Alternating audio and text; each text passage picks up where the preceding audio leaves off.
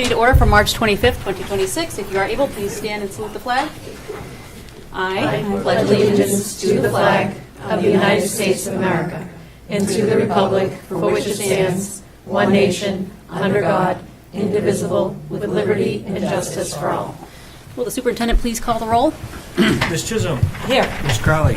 Present. Mr. Morenin. Present. Ms. Nagel. Present. Mr. Oliveira. Present. Ms. Wetzel. Present.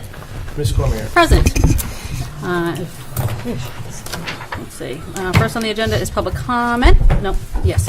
Please note that this meeting is being live streamed by Woburn Public Media, and by speaking you consent to be recorded. Please silence all phones and other devices. Would anybody like to speak before the committee today?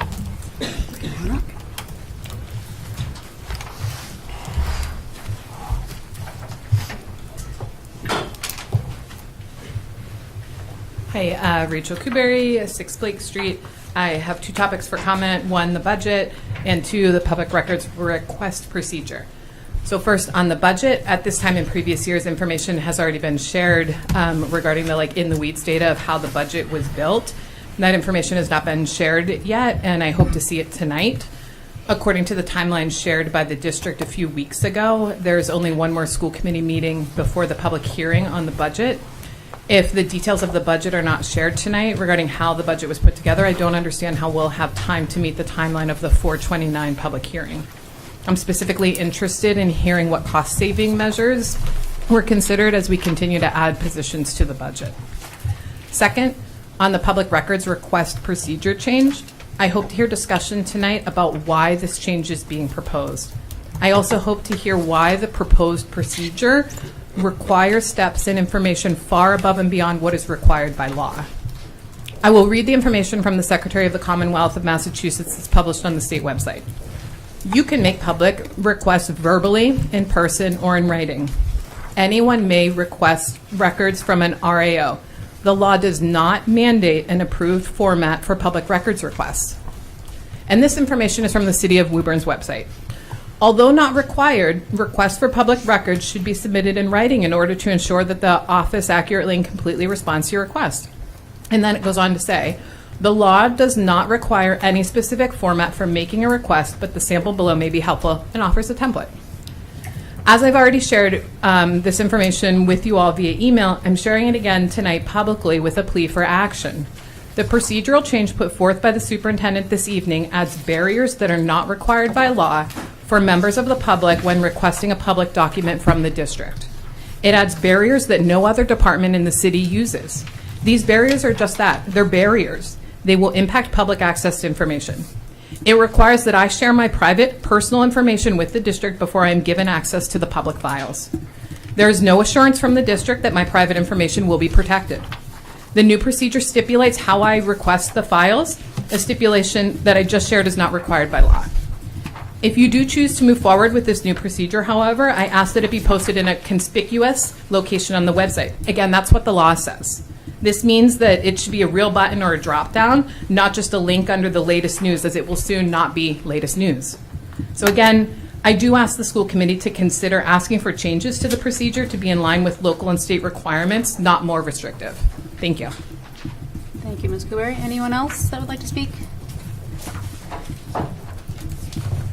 Ms. Friedman, come on up.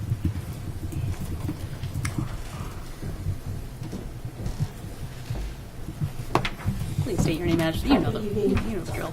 Bernice Friedman, resident of 56 Leonard Street. I just want to remind the school committee that we just have about 23 days away until the deadline to submit the SOI to the MSBA, and I would like to respectfully request that the school committee include this in their next meeting and to have a public discussion or make the document available to the public to review, especially to the residents in North Woburn. I also brought copies of of a report from the Gloucester Times regarding their own plans to have public forums regarding their SOI submission, and I hope you would consider doing something similar here in Woburn. Thank you. Thank you. You can give those to Ms. McLeod. Any other public comment this evening? Seeing none. Moving on to the consent agenda. I will note that we do not have the draft 3/10/26 school committee minutes, so if anybody wants to make a motion to pull that out before we approve, that So would be moved, Madam Chair. excellent. Second. And second, any discussion on the motion? All those in favor? Aye. Any opposed? The ayes have it. So, consent agenda, which includes approval of Goodyear field trip request. Do I have any action? Motion to approve. Second. Motion and second, any discussion? All those in favor? Aye. Any opposed? The ayes have it. City Council liaison to the school committee, I do not see Mr. Amara. Student representative, I don't see Ms. Castaldi, but I do see her in the paper a lot lately. Yeah. And so we then have the reports and presentations of the superintendent and staff. Okay. So first up is Ms. Sarah Lee, who is our Director of Health Services, to talk about the wellness work that she's been doing with multiple people in the community, but just to highlight some of the significant updates. So thank you for being here. Yeah, thank you. The slides are behind me, so I just have to pull it out so I don't slide them on here.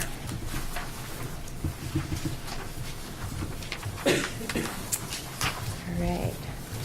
So I'm Sarah Lee, and I'm going to give just a brief update about what we've been doing with our School Wellness Advisory Council. Sometimes it's called the Wellness Committee, but really it's the School Wellness Advisory Council.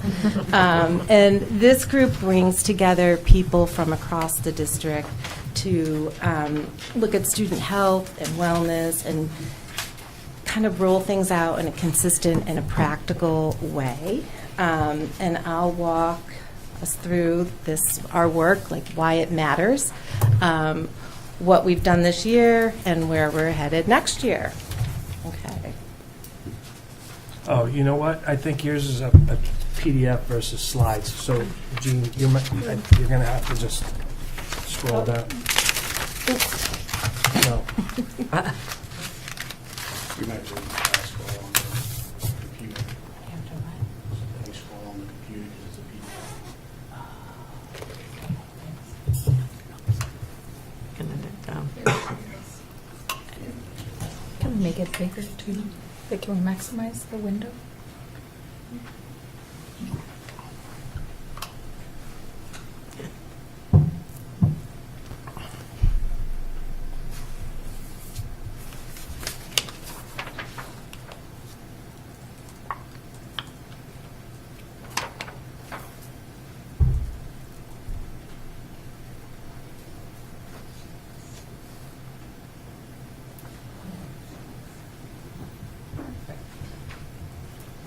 There we go. And if you click slideshow, Jean, There you go. and now, Sarah, I think you'll be able to click. All right. Okay. Very good. All right. Slide number 1. We heard it. Okay. Hers and now. Other way. Slide There we 2. go. All right. Okay. Pop We the got popcorn. this. We're ready. All right.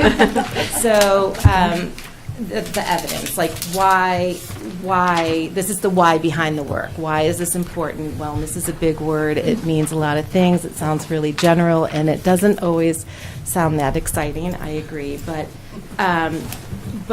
what we know, right, is when students are healthy, they're ready to learn. And we know that when students aren't their best, they're more likely to miss school, and missing school greatly has a big impact on their performance academically. So that's sort of the general, like we're hoping to build a healthier community in general. And the things that go into it, nutrition powers the brain, right? This is your mother who told you to always eat breakfast in the morning. We know that students who eat healthy and have a nutritious diet can remain more focused and engaged in learning. And lastly, movement. We all know that we feel better after a walk, and that boosts your ability to concentrate. It reduces classroom behaviors, the more movement breaks that kids are able to get. So this work really, it's not separate from what we're doing, but we really see it as part of the whole picture of a student who comes to school and is ready to learn. All right. And putting it all into action. So this year, we focused on 3 main areas to make the work more manageable and consistent. The first thing we looked at was nutrition. So we're trying to make sure that there are clear and more consistent guidelines around food during the school day and events. The second is consistency, aligning practices among all the schools so there are expectations are similar in all the buildings. And third, physical activity, supporting movement throughout the day. So not just PE, but also recess and small movement breaks and classroom strategies. All right.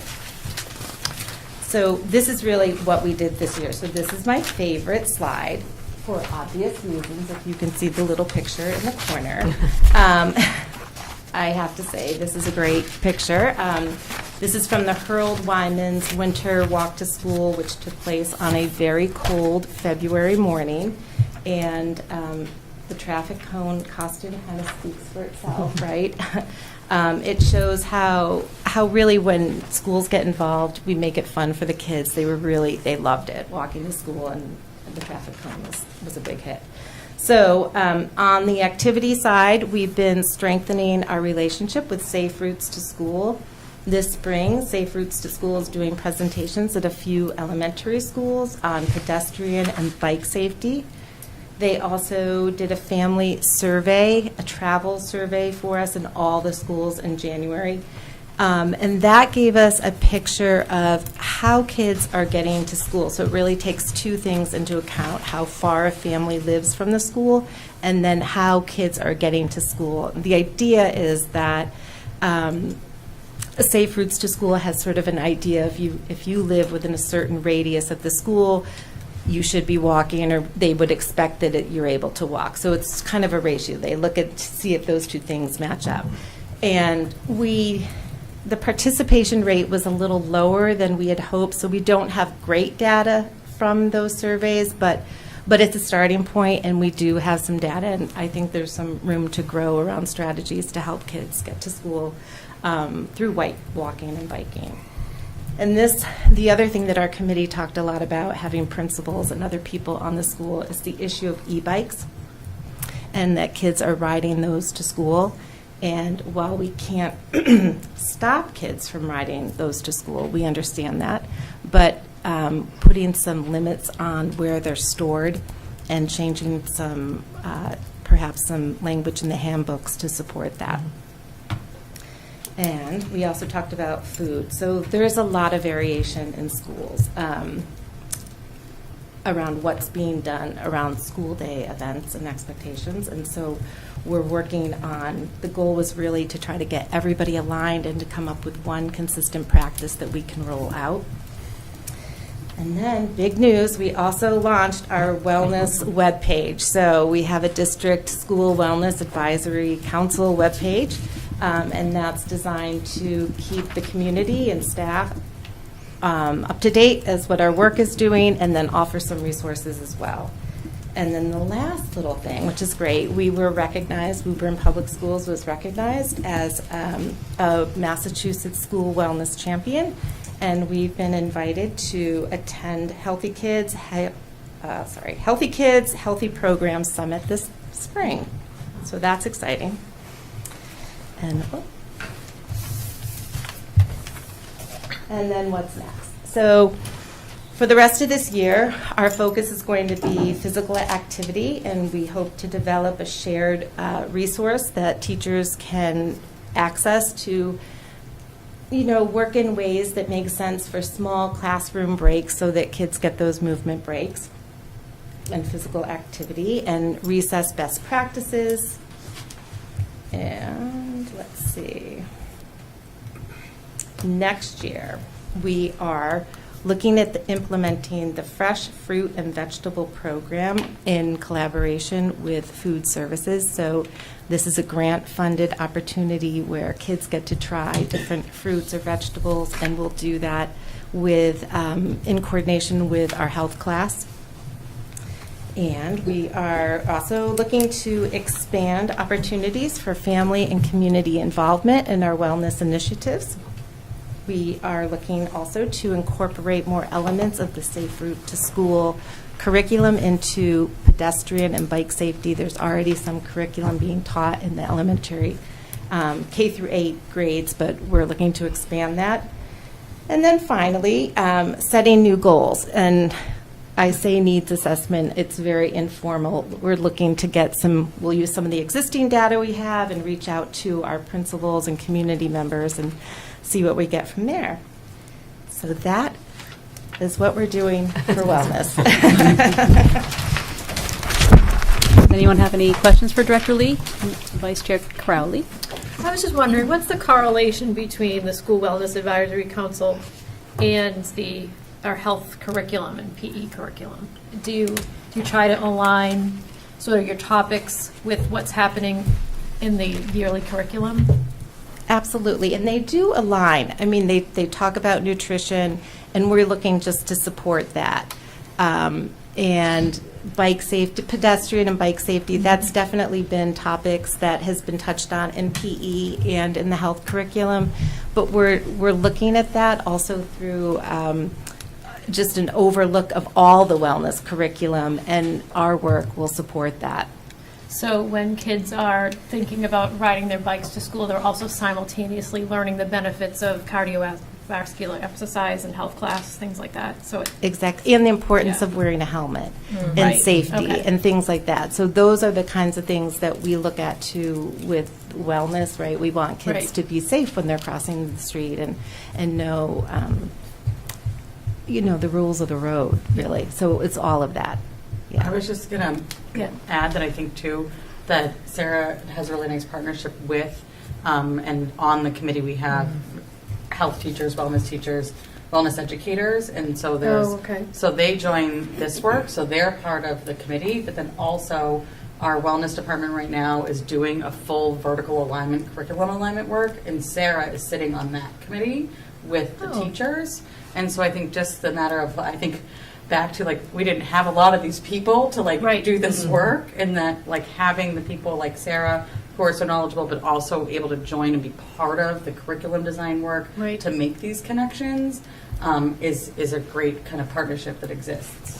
Oh, thank you. And my other question is, it seems like the edge of this, it doesn't quite dip into mental health. It's more focused on physical health. Is that a fair characterization? It is right Yeah. now, right. So we had to start somewhere, and this is where we started. Of course. We're sort of tackling the biggies right Yeah. now, right? So food in classrooms and school events, those were kind of easy to consistently. And I think we also kind of want to see where it pans out with our wellness curriculum overhaul too, and see how we can collaborate with that. Great. Thank you. I appreciate you answering my questions. Ms. Nagel? Yeah, you mentioned that when talking about nutrition, that a lot of it is around clear and more consistent guidelines. Could you talk a little bit more about what is meant by that? Is it like more nutritious food or offerings that are a little more consistent with health outcomes, or what is meant by that? Right. So there are very strict rules about what food can be served in school. So our food services has to adhere to very strict guidelines. Any food that is served in school has to meet those guidelines. So things like birthday parties in classrooms don't happen anymore, right? Because we can't be serving cupcakes. Teachers also have to be aware that we can't just give snacks to kids, right? And when we talk about this, we get sort of into two lanes, right? I think about it from the health standpoint. So certainly we don't want children to have access to foods or things that they're allergic to, right? But this, for the purposes of wellness, we're really talking about nutritious food. So giving teachers and PTOs guidelines about what they can serve for school-wide events like field day, what can they serve? Because we want kids to have those opportunities, but we can't just bring the ice cream truck in and serve ice cream. We have to have, the food has to meet certain guidelines. And so that's what we've been working on, a way that we can still offer activities that are fun for kids, like field day that often involve food, but making those nutritious. And that's where that's been a big crux of our work. And also talking about the classroom celebrations, which has been part of the culture for a long time, and it has in many schools, and breaking that kind of, parting from that practice has been tough. Yeah. Thank you. Ms. Wetzel. Thank you for being here, and congratulations on the school wellness champion. That's really exciting. Yeah, thank you. And getting to speak at the event is great. No, I'm not speaking. Oh, you're just there. Sorry. Either way, huge congratulations. Wellness improved breakfast, of course. And I actually love wellness, so I'm that person. When you said wellness isn't fun, I love it. My mom was a dietitian. I have a passion for it. And I loved hearing your presentation, and I just had a couple questions as you were kind of running through. The movement breaks, which I think are so important for so many different reasons, are we doing those in all grade levels, so elementary through high school? And what kind of movement, because I know after 5th grade that kids lose recess, so what kind of movement are we incorporating specifically for those middle and high school students, aside from the transition times between classrooms, to kind of help them regulate and get some energy out? Yeah, so great question. We kind of haven't gotten there yet. That's the focus of our next meeting. But we are thinking about it, right? So there are lots of resources and things that we're sort of exploring right now and offering those to teachers.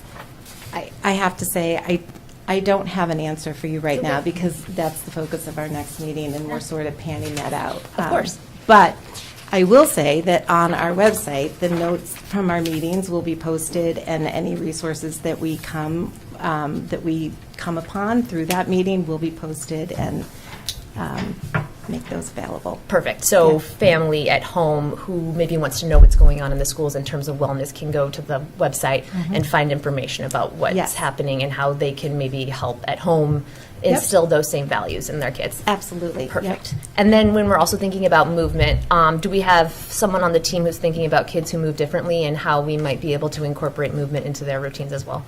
Yeah, absolutely. Perfect. I assumed. Yeah. And then my last thing is around, actually I have 2 things, around safe routes to school, which I love. And I was at the Hurl-Lyman when they did the walk as well. It was a lot of fun. It was certainly cold, but it was a really good time. I'm wondering if that's something we've thought about doing at all of our schools. I know we do, everyone signed up for the safe routes to school, but in doing those walks or bike to school at all of our, at least elementary schools. Absolutely.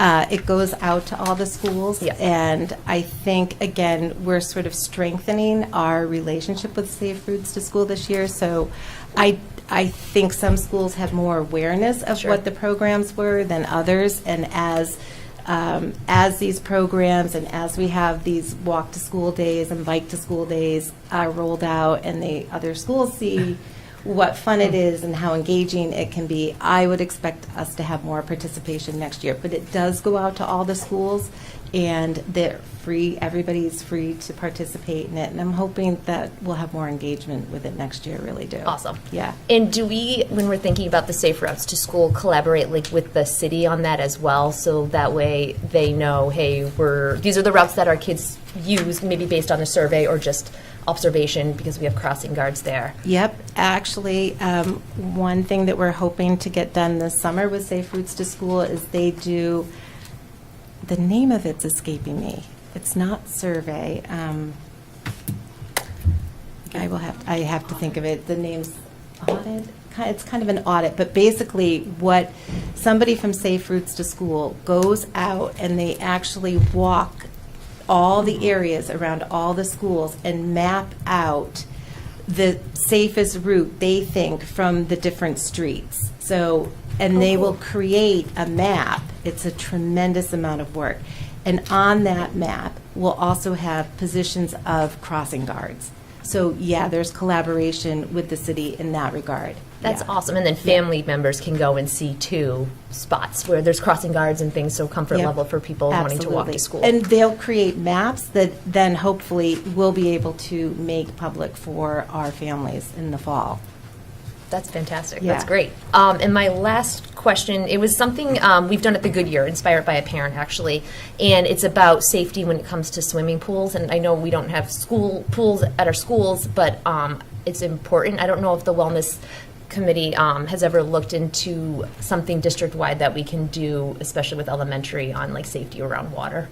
Yeah, I think that's a great idea. Mm-hmm. Absolutely. I'll put that on the list. I think that's a great idea, especially heading toward summer. Yeah, I can get you the name of the program. I can Great. email you. I can't remember off the top of my head, but Yeah. I've attended and have met with the parent before. Yes. And I'm happy to. I hadn't thought about the connection of it. It's a great one. Yeah. And Ben, it's a great program. yeah. She doesn't Great. Thank you so much. Appreciate it. Yeah, thank you. Ms. Chisholm. Well, congratulations on the recognition. How many schools are going to be there that are getting this award, or do you know, or? I don't know. The invitation just came to us, so I don't really know. I can tell you after I go. Oh, there you go. Yeah. That's great, but that's wonderful. And I do know the safe routes. I think that would be helpful too, to use for kids that are leaving school and going, such as the Boys and Girls Club, to know that they need to stay on a sidewalk and not do a cut through. Yeah. And that's something that we should encourage them all to be walking there and getting the exercise at the end of the day. So I think that's a plus. Hopefully that will be taken up in that. And when we do our handbooks for riding to school on bikes, I hope it's across from K to 12 so that everybody knows the same rules. But then we'd also have to make sure that we have places for them to store their bikes safely. So there are bike racks at all the schools. Okay. And I think the issue around the e-bikes is Yeah. that you're not allowed to store your bike inside. Right. And that will be the message, that we don't want e-bikes and scooters with batteries and things like that to be stored in the school. So while we can't tell you can't ride it, you're not going to store it, you won't be allowed to store it in the school. Okay. And then also, we will add something about the law in Massachusetts that you have to wear a helmet for under 16, but that over anybody should be wearing a helmet. Correct. Okay. And they would also have to provide their own locks for bikes? Yes. Okay. Yep. But there are bike racks at all the schools, and we actually asked all the principals if they thought they needed more, and I don't think anybody needed more. Okay. Yeah. Well, hopefully they'll catch on and we'll be. Yeah. And so what would you recommend, because now we're at the end of March, so I know field days are probably in full swing with all the PTOs planning these, and I know that, Richie Slush is a big one, Yeah. that they order way ahead of time. So what would you recommend that they give to the kids? Yeah, you did. Yeah, so Confirming I did what I was supposed to do. just today. Yep. Yeah. So the new protocol is that for any school-wide event, whether it be PTO sponsored or us, that the food has to be ordered through food services. Okay. So our food service can provide the food. They can provide a slush that meets the nutritional guidelines. And we did that for a few reasons. One, we know that any food that comes out of our food service department is going to meet those nutritional guidelines. Correct. That's one. Two, if there is a recall on a food, food service knows exactly what was served and where. If the food is brought in by a PTO or some other entity, we don't know if there's a recall on that. Okay. So that was the second reason. Third, our food services keeps track of all of our students who have allergies. So every year, our nurses, before school starts, we give, or anytime a new student enters, we give our food service a list of all our food allergies or dietary restrictions. And that goes into their POS, their point of sale system. So when a child is checking out of a line, if they have something on their tray that they can't have, the system automatically flags it. Okay. So we did it for that reason too. Okay. So is that going to go into effect this year, or? Yes.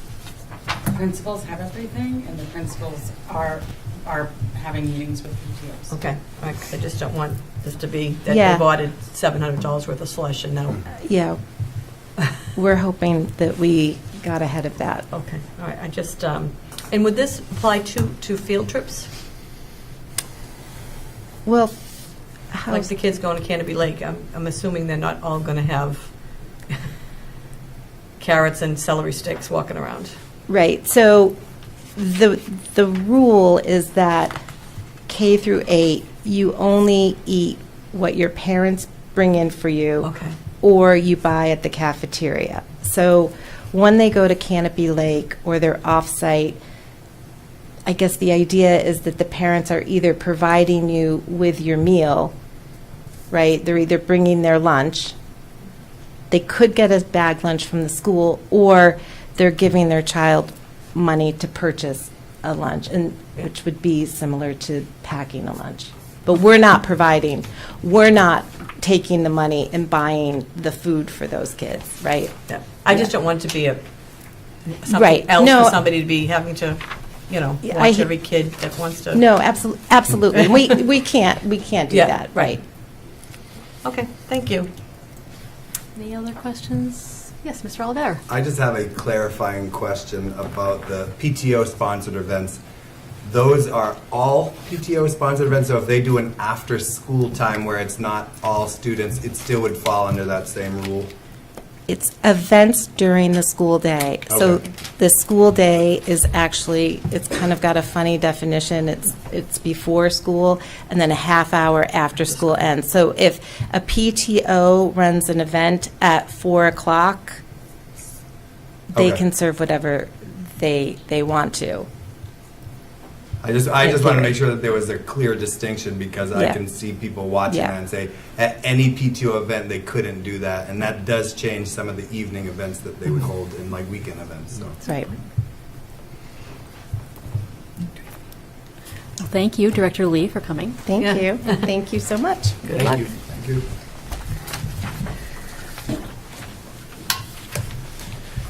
Next on the agenda is the mentor and induction program. So coming up right now are Kathy Boge, Kim Vogel from the Woburn Memorial High School, and Kara Martini from the John F. Kennedy Middle School. And so, really an opportunity for the committee and the public to learn how we've updated this program this year. So they've done a lot of work collaboratively, and so I'll turn it over to you. So, good evening. As Dr. Crowley mentioned, I'm Kathy Boge. I'm Assistant Director for Curriculum Instruction. I'm up here because I sort of act as the district liaison to the Mentoring Induction Program, which is largely run by these two here, along with Colleen Morrison, who's not here this evening, but she is our third mentor co-coordinator. You join me. And so anyway, we are here to speak about some of the updates that were made this year to the mentoring and induction program. And we'll talk a little bit sort of first about why behind the updates.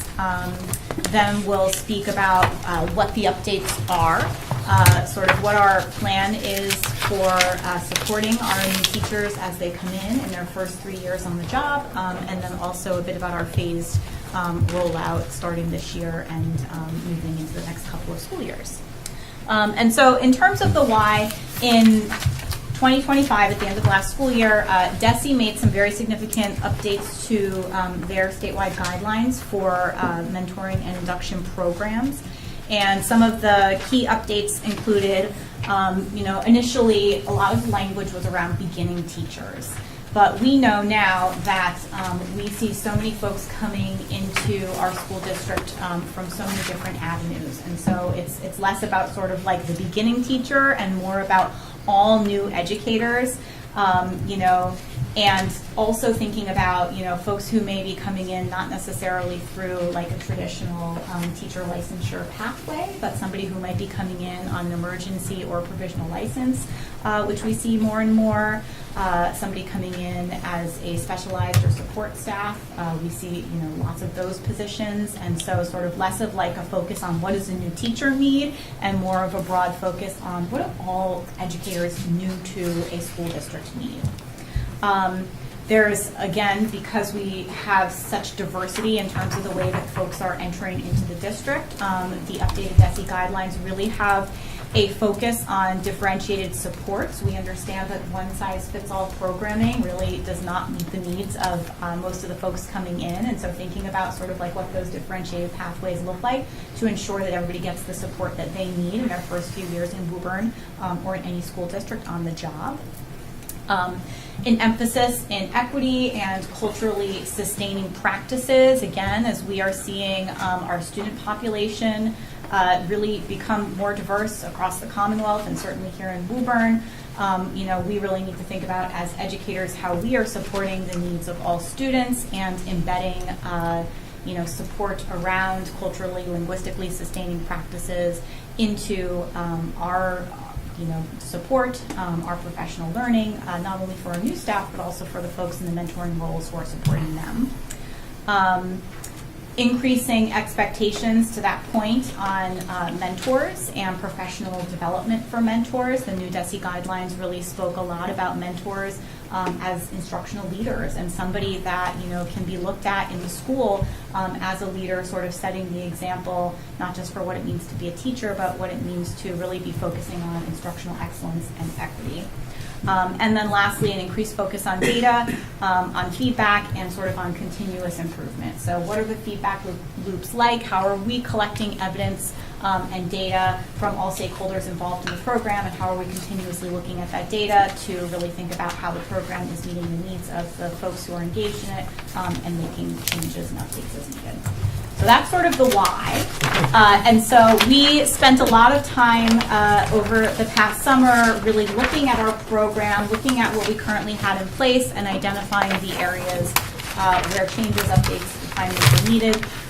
One of the first things that we actually did when looking at all this needed to be done initially, we had two mentor co-coordinators, Ms. Vogel and Ms. Morrison.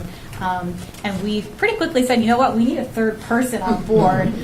We also had a gap at middle school. We have high school representation, we had elementary representation, and so we hired for a third mentor co-coordinator, and Ms. Martini joined us, who previously was in a role as mentor coordinator, so she brought a lot of experience and knowledge about the program anyway, and so we moved from 2 to 3 mentor co-coordinators.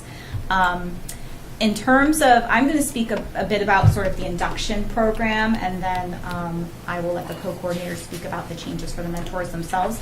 But in terms of changes we made for staff coming in, year one, all new staff are required to participate in new teacher orientation, which happens the last few days of summer right before school starts.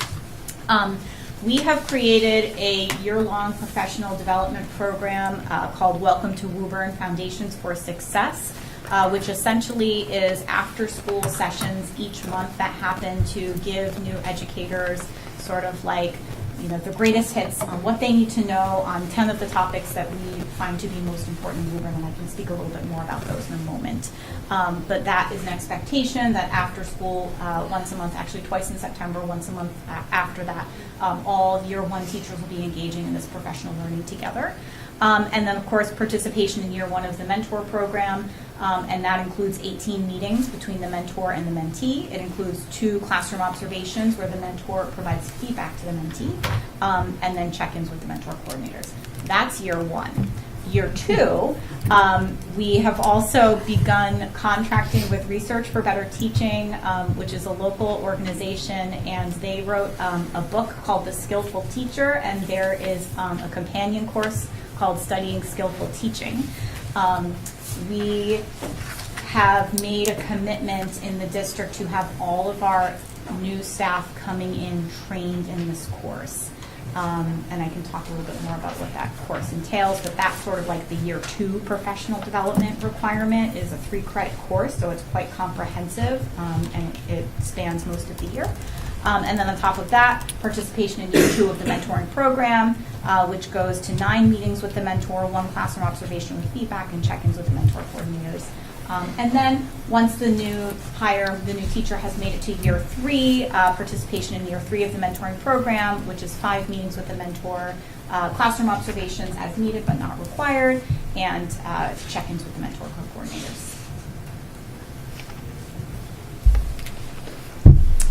Oops, sorry, I didn't move to my slide, but I just talked about those things.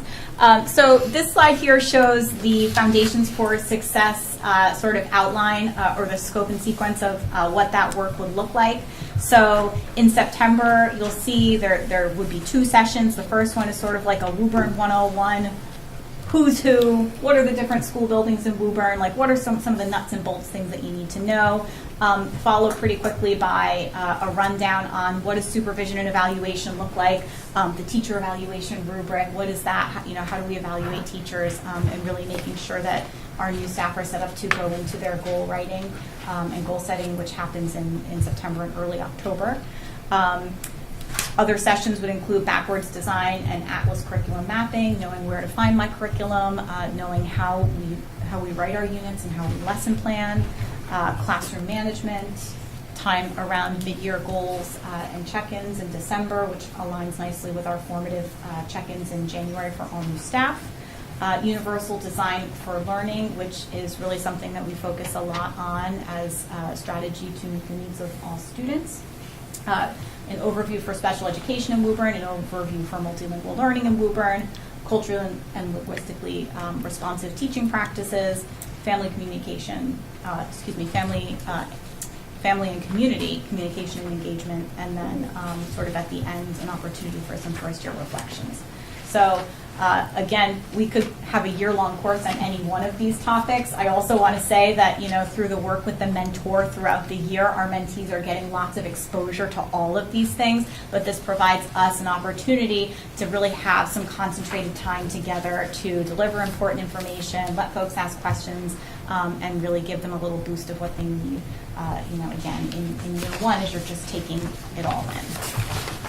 And then again, year 2, the professional development sort of moves from like this segmented greatest hits to the comprehensive studying skillful teaching course.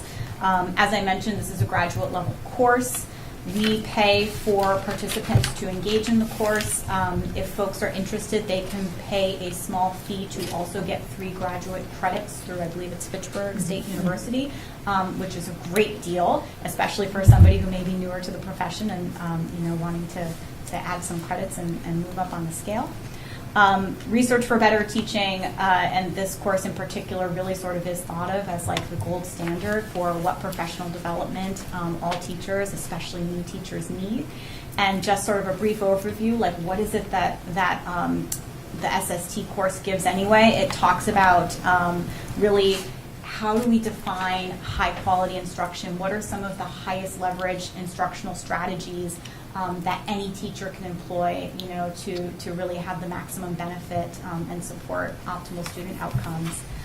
It provides common language for teachers and administrators to be using when we're talking about teaching and learning, when we're talking about student outcomes and what happens in the classroom. And our administrators have also engaged in sort of the administrator companion course to this, and so it aligns really nicely. And then lastly, one of the really core components that we talk about very often in regard to this course is this idea of high standards and high expectations for all students.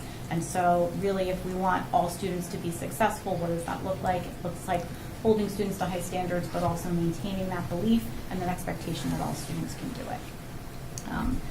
And I will give Kim and Karen a minute some time to talk about their experiences too, because we're taking it right now. I can't even speak highly enough about this course. Yes, I agree. Fortunately, Kathy asked Kim and I to join it, and we just keep singing its praises back to other educators in Woburn, veteran seasoned teachers, and we hope that everybody can have exposure to it. Tremendous best practices that we can bring back to our classrooms. And again, that common language with mentors now, we can all have those conversations with our proteges. So very, very positive feedback on this course, for sure. Yes, I mean, I've been teaching for over 20 years, and I can't tell you how many changes I've made to my classroom since taking this class. You asked about movement breaks before at a high school level. They talked about it in that class, and now instead of passing out papers, I make all the students come up and get the papers, like as a movement break.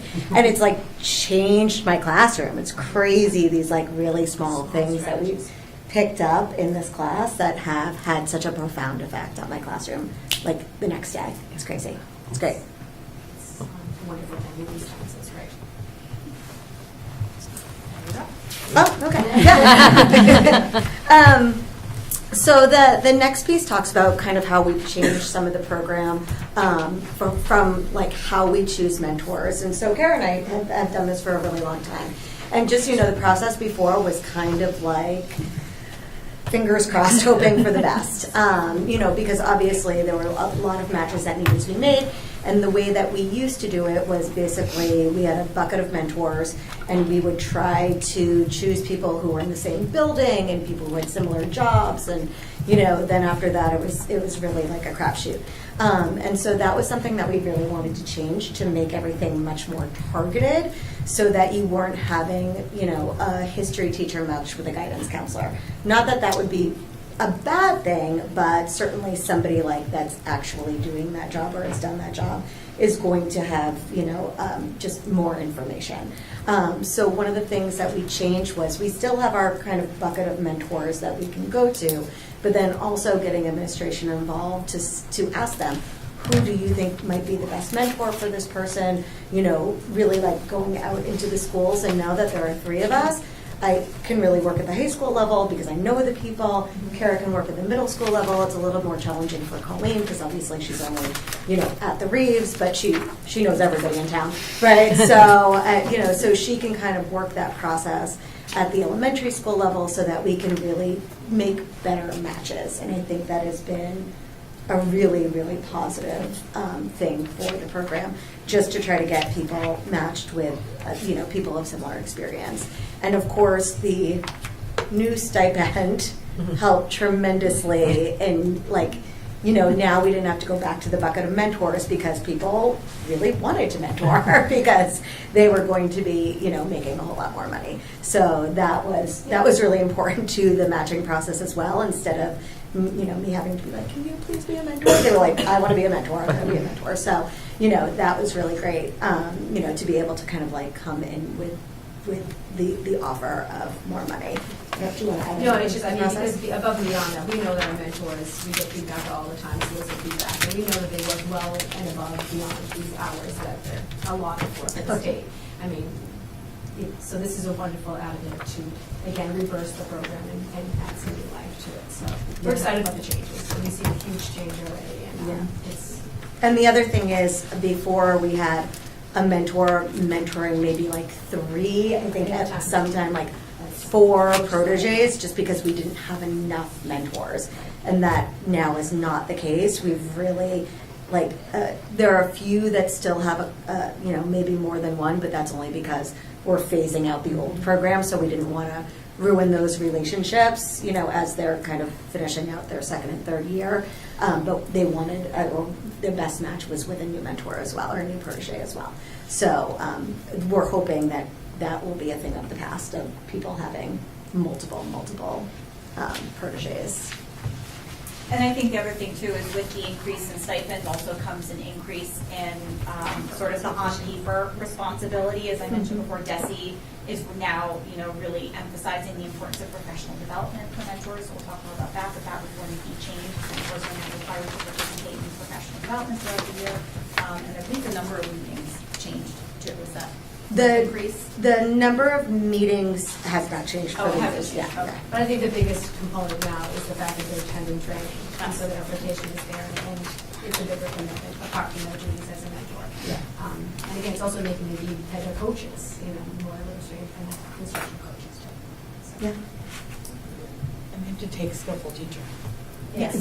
Yes. I just want to make sure that we talked about it. They have to also, as a mentor, take skillful teacher. Yes, as we're kind of like phasing through that. Yeah, so, you know, if we want to look at the requirements, so obviously they also have to do the 18 meetings and 2 observations, and we do a lot of work surrounding the observations. You know, we do a lot of work talking about what pre-observation meetings look like, and, you know, how those should go, and then the actual observation, which our teachers have been really supported by administration on that, and then the post-observation as well. So we consider that whole process to be really key to this whole thing. And, you know, we always tell, like, our proteges and our mentors, like, they should come see the worst part of your day. They're not your evaluator. Like, have them come to see the hardest, most challenging part of your day. That's what they're there for. And they could come in 10 times, right? It's just the requirement is 2. And so, the mentor-mentee relationship, depending on how that is and, how much time they have, that valuable, how much they think they need it, they can do more than just that. And then the mentor PD sessions is the new piece. Where they have to participate in 3 as a first year if they have a first year mentee. We've gotten great feedback about the professional development from our teachers. I've had teachers stop me in the hallway and say, just the professional development. It was the best one I've ever done. Like, we've gotten such good feedback about that. And then they also, of course, need to keep the log of their meetings and of their professional development to make sure that our mentees are, state regulated, and then be active on the classroom and be active with the coordinators as well. So keeping in touch with the coordinators. And then you can see as kind of we go through. So year 2, the requirements get a little bit less as a stipend also reduces. So 9 meetings, 1 observation. That includes the pre and the post observation as well. They also need to check in with their logs and fill in all of that information. And then as we get into year 3, it reduces to 5 meetings and then, observations only as needed. And also participating in the PD sessions or session, filling in the logs. So, kind of the same all at the bottom of that page there. But obviously as the mentee moves through the program, what's expected of both the protege and the mentor reduces.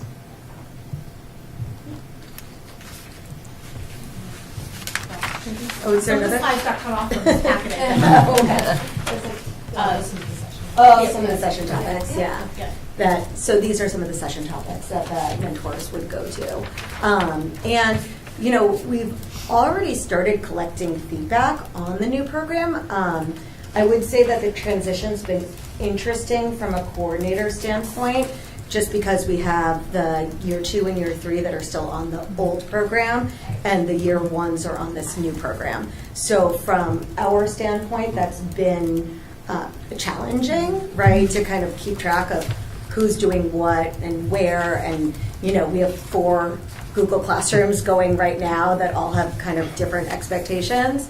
So I'm really looking forward to kind of phasing out the old program and having everybody be on the same page. That'll certainly make our lives a little bit easier. And I think as we've kind of collected the feedback, we're already starting to think about things that we want to, institute for next year, just to keep making the program more robust for our new teachers and for our mentors. So this is kind of our first starting point. Jeffrey Benson is a local education person who's had every single job in education that you can imagine, turned author, consultant, and he does a lot of professional development in school districts locally. He actually runs in Lexington Public Schools around their mentor professional development. And so we brought Jeffrey in this year. Several of the sessions were running in-house, but he's probably run about half of our PD sessions.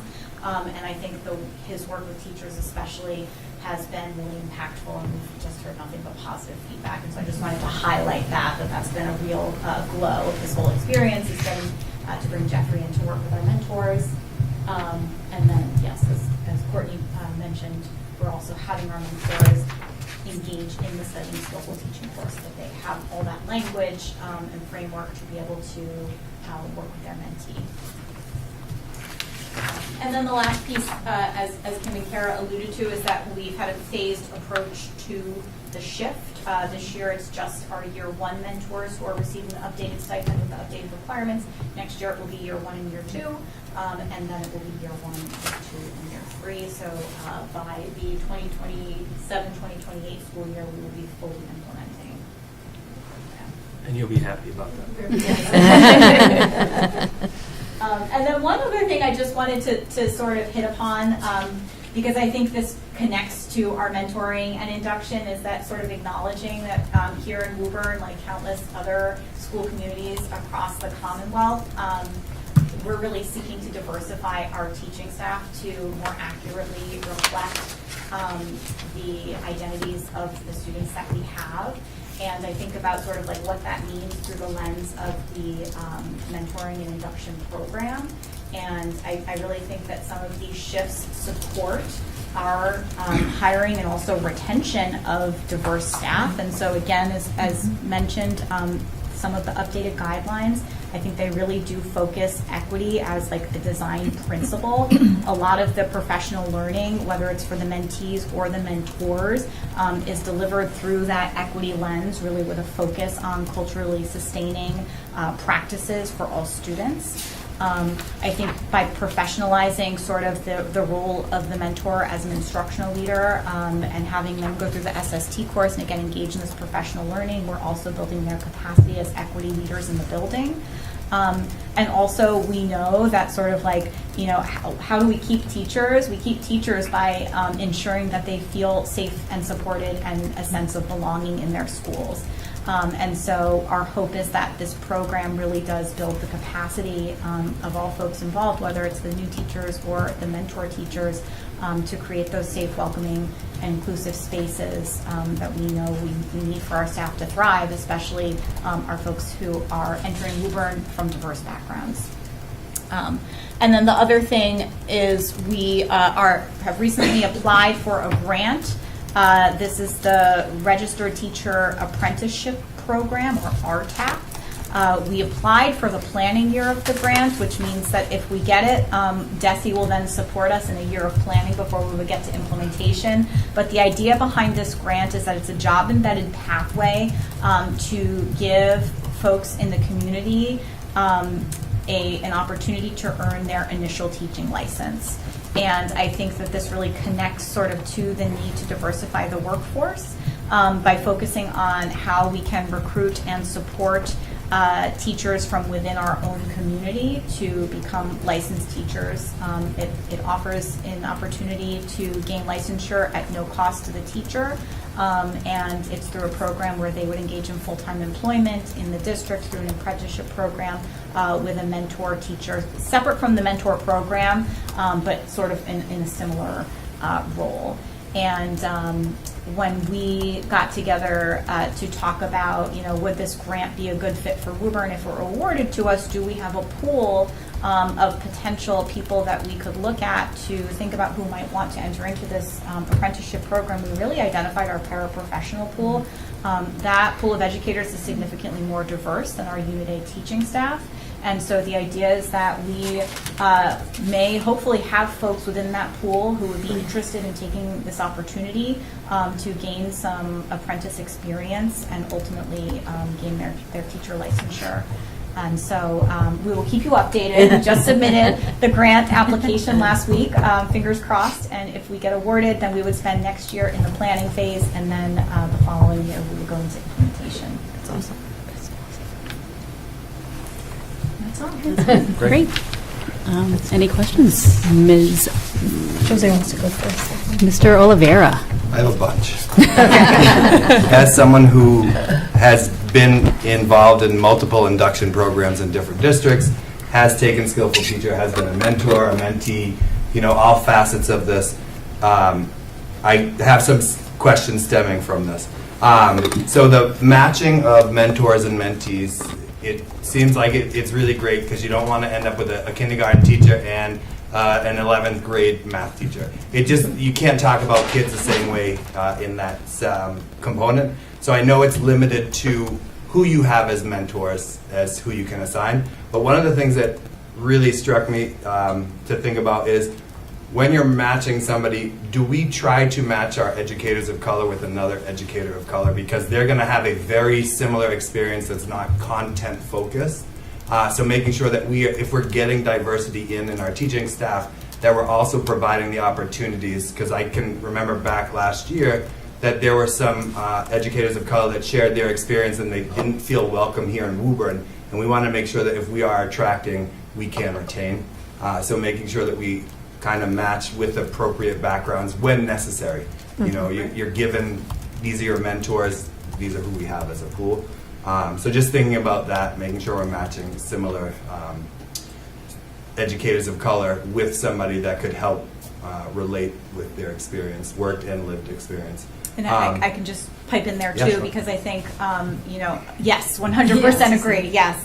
And, you know, we're actively working to be able to create, have a diverse enough staff where we can say, yes, we've got this person. I think the reality is also, though, in buildings that we might not necessarily, that might not be the reality, that might not be the case, that we have a pool of mentors, who might have that shared identity. However, one thing I didn't mention, but that we think about and we've been talking about a lot as we're working to diversify our workforce, is the need for affinity groups within the district, and so that somebody, whether it's through the mentor-mentee relationship or through another avenue, has access to other folks in this district who have the same lived experience as me that I can go to for that safe space, because it's agreed that is so important.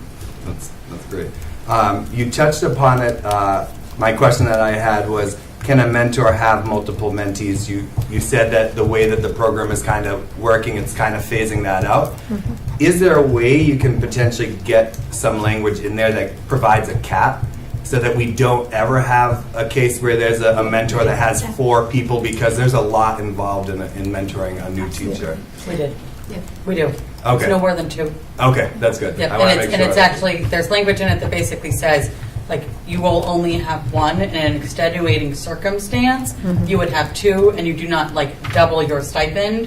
It is like a slight add-on to, but it is not like your full 2. Okay. Yep. And I think it's like with their permission, yes. So it is no more than 2. The goal is 1. Okay. Yeah. Is there a process in place if there appears to be a mismatch of a mentor-mentee? It doesn't mean that they're bad at what they're doing, mm-hmm. just sometimes it doesn't work, and trying to make sure that there is that process, that there's continuity that remains when you're looking to replace a mentor, with the mentee. I think that's part of our role, and we're coordinators, so part of what we present to the mentors and the proteges that's what we're there for, so we're that go-between. So if there are issues, we put out surveys, there's confidentiality, so there's an open communication should you either want to come to us with a reason to have a conversation about what doesn't fit, mm-hmm. and then we try to adjust as needed. And we have in the past. Yeah. We halfway through the year, for whatever reason it's not working, we've been able to rematch the person. Thank you. Last one. You added the last part, and I was like, oh, great. I kind of don't have to ask this, but my question was, are there supports for other educational professionals? Because I know this is based on Unit A, based on the evaluation system and things like that, but our paras tend to, in every district across the state, mm-hmm. tend to be kind of ignored, and they're left to go. So having this program, which would be great, my district does offer this, where paraprofessionals can earn their licensure through this way. So I think it's really great that we're adding that as potentially something that we could have, assuming that the grant does get approved. So I'm done. Thank you. Thanks. Yeah. I'm so excited about that last point that you added, and crossing all of my fingers, toes, whatever is necessary, lighting candles when I get home so that we can hopefully be awarded this. When I think about diversity, obviously having diversity in ethnicity and cultural backgrounds is important, and also understanding that diversity goes well beyond that. So really taking into account things like, are folks part of the LGBTQ plus community? Can we match them and make sure that they also feel safe, and that they are also being, that we're also reflecting these other identities as part of what we're seeing in our student population? Are we matching women with other women? Also, men with other men, as Mr. Olivero was saying, just sharing those identities and the way that those conversations will go. Obviously, with the pool of mentors going to increase with this, with the stipend, that's going to provide so many possibilities. So kudos for making that investment and really being able to provide even more and more depth. I had a question about whether there are stipends provided to the mentees, or how does that work also for there to be, obviously the experience itself is huge and it really sets them up on a pathway, but is this during their paid time that they're being able to complete all of this? Are they being paid for their time? Is there a stipend, or what other type of benefits or remuneration is included as being part of the program? So I I can, so the short answer is no, we don't. This is, it is part of the expectations for the onboarding process that mentees are engaging in the, professional learning. And so in that way, they're not getting like a monetary stipend like our mentors are. However, I would say we're making a significant investment in our new teachers, even just by offering, and expecting them to take the Studying Skillful Teaching course. I would say that sort of is the, this is what you're getting, through your participation in the induction program. And again, the You other need thing. it for licensure. I was going to say, the other piece is they have to do it. They can't get their license. Oh, yeah. Yeah, I was going to say, they don't have a No, choice. they need this. Yeah. Sorry, you can go Well, on so with that. they need to participate in the mentoring program, but we've Yes. added on, Yeah. like the Studying Yes. Skillful Teaching piece is not required by the Yes. state. Right. That is Yeah. something that. But they have to we've participate decided. in the licensure program in order to maintain their license Right. in your Yes. first 3 years of teaching. Okay. And so this is what fulfills their ability to remain licensed, because in your first 3 years, you can't keep a license. Yeah, and also to add to that, our seasoned teachers who are coming here with 20 years of experience but are new to Woburn will enter the program as a year 3. Yes. So, it's more of a welcome to Woburn Yes. type thing than it is, having somebody who may have less experience than you, be in your classroom 3 times a year. So just like, so that piece, they don't have to do the whole thing all over again. Amazing. And I mean, it's abundantly clear just the amount of intentionality and research and looking at all of the different variables that has gone into landing here. And I want to commend you on that. As part of all of the work that you did, were you able to see just in terms of outcomes and data, how this starts really shaping a more diverse staff workforce, and how excited are you about, in the next 5 years, what do you see for Woburn in our district, and how will it be more reflective of our student population? I mean, I think the mentor program has always been great. I think the changes that we've made are really moving us in a positive direction, particularly towards teacher retention, right? So if we hire a diverse staff, they'll stay with us. I think that's going to be like really important is, because obviously we don't hire anybody, but if we make Woburn a really attractive place to work and then, we can hire a reflective staff, I think we can keep them here.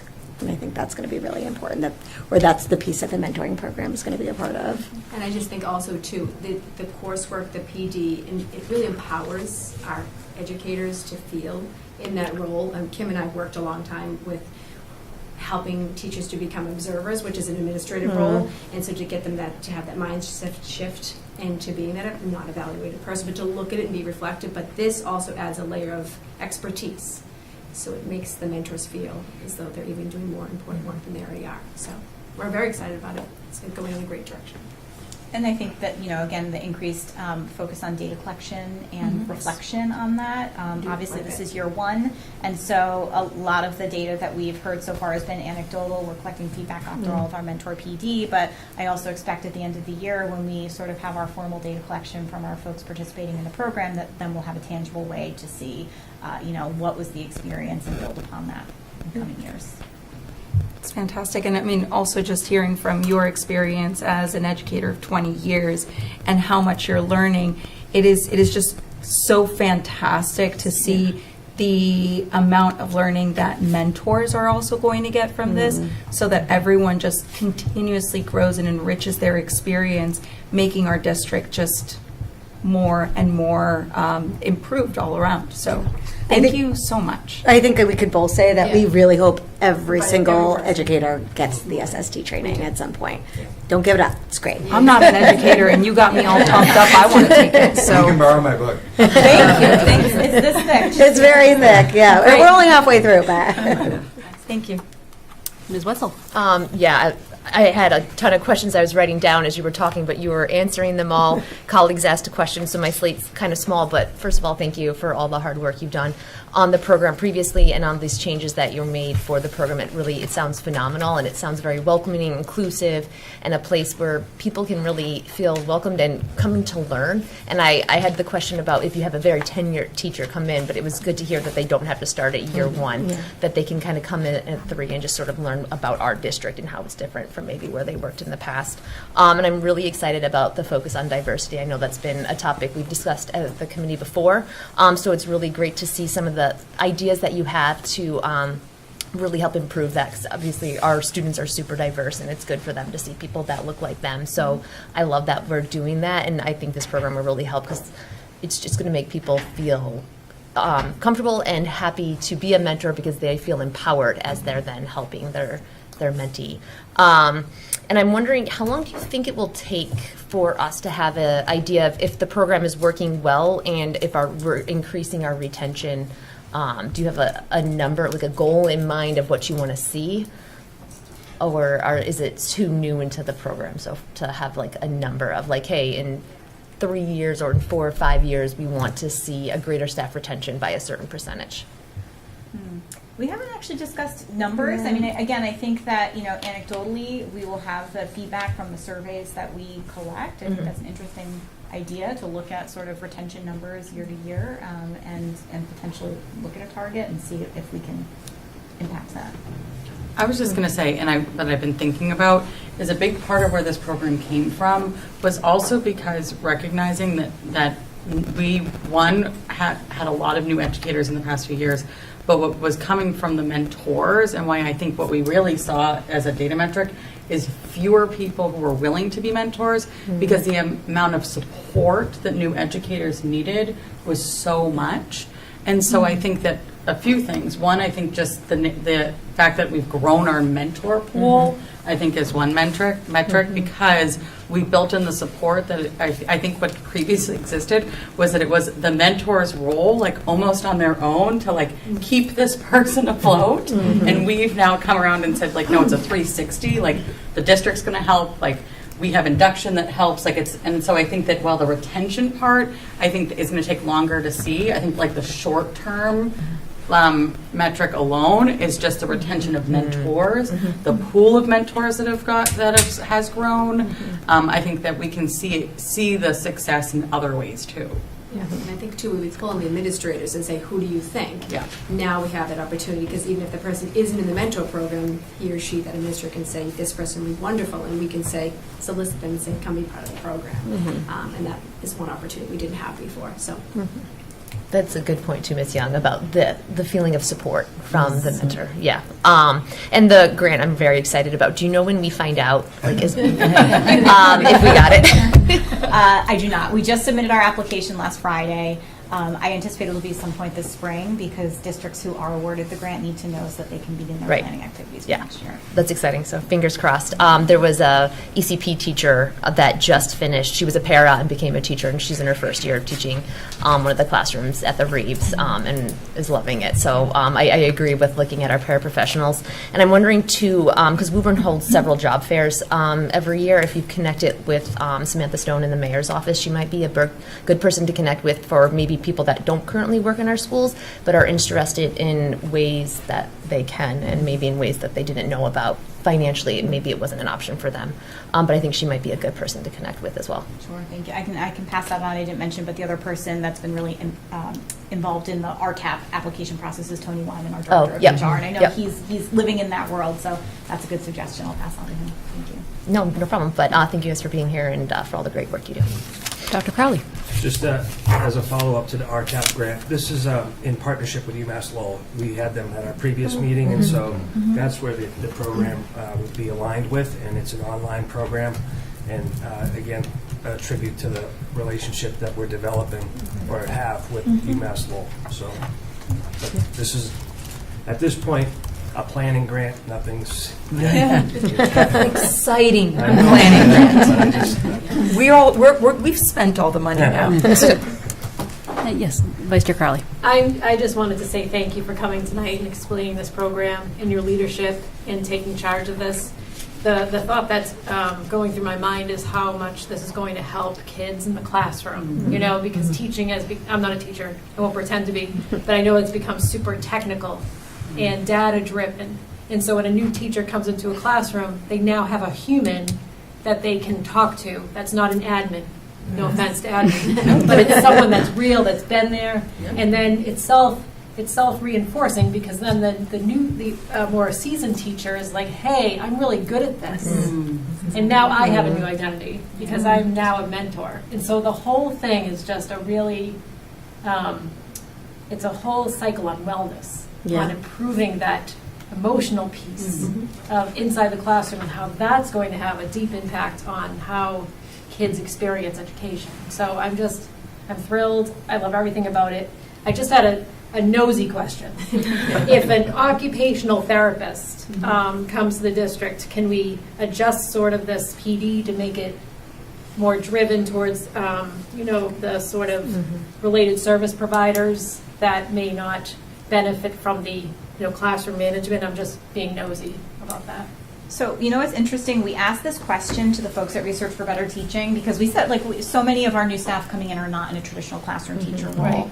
And their answer to us was, we are all teachers. Okay. It doesn't matter what your Fair role enough. is. And they said anybody Sure. who's in a role where they are working directly with kids benefits from this, because Yeah. there is but to your point, there is a lot of technical, what are the teaching moves when you've got 22 Right. kids in front of you, but a lot of it is pedagogy, a lot of it is around Okay. mindset, and that sort of high standards and high expectations. And so Right. you're smart to ask that question, we did too, but their answer was, everybody Yeah, needs and this. then my debate in my head, the voices going back and forth, was that, the Grid B services, you do want those related service providers to have that classroom experience, and so it was just a nosy question. But anyways, I'm thrilled with this, the way just the leadership that you're taking on this. I'm just so appreciative, and I want to say thank you for being here tonight, late at night at school committee. Any other questions from the committee? Comments from the administration? No, thank you so much for being here. Thank you. This has been great. Thank you. And we look forward to future updates. Next up on the agenda is Public Records Request Procedure Update. That's why I was like, it's not there, that's weird. So I'll provide just a little context on the rationale relative to the public records request procedure update.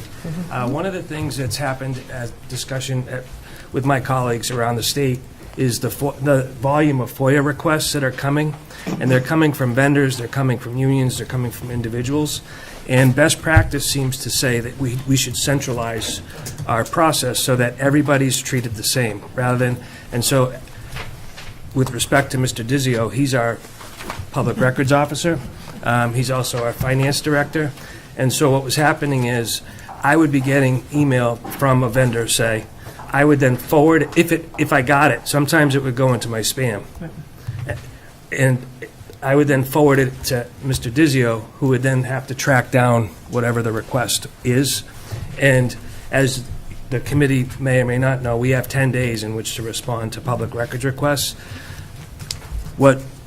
In response, in conversation with Alex, one of the things we talked about was a way to kind of centralize the process, to manage it so that things are time-stamped.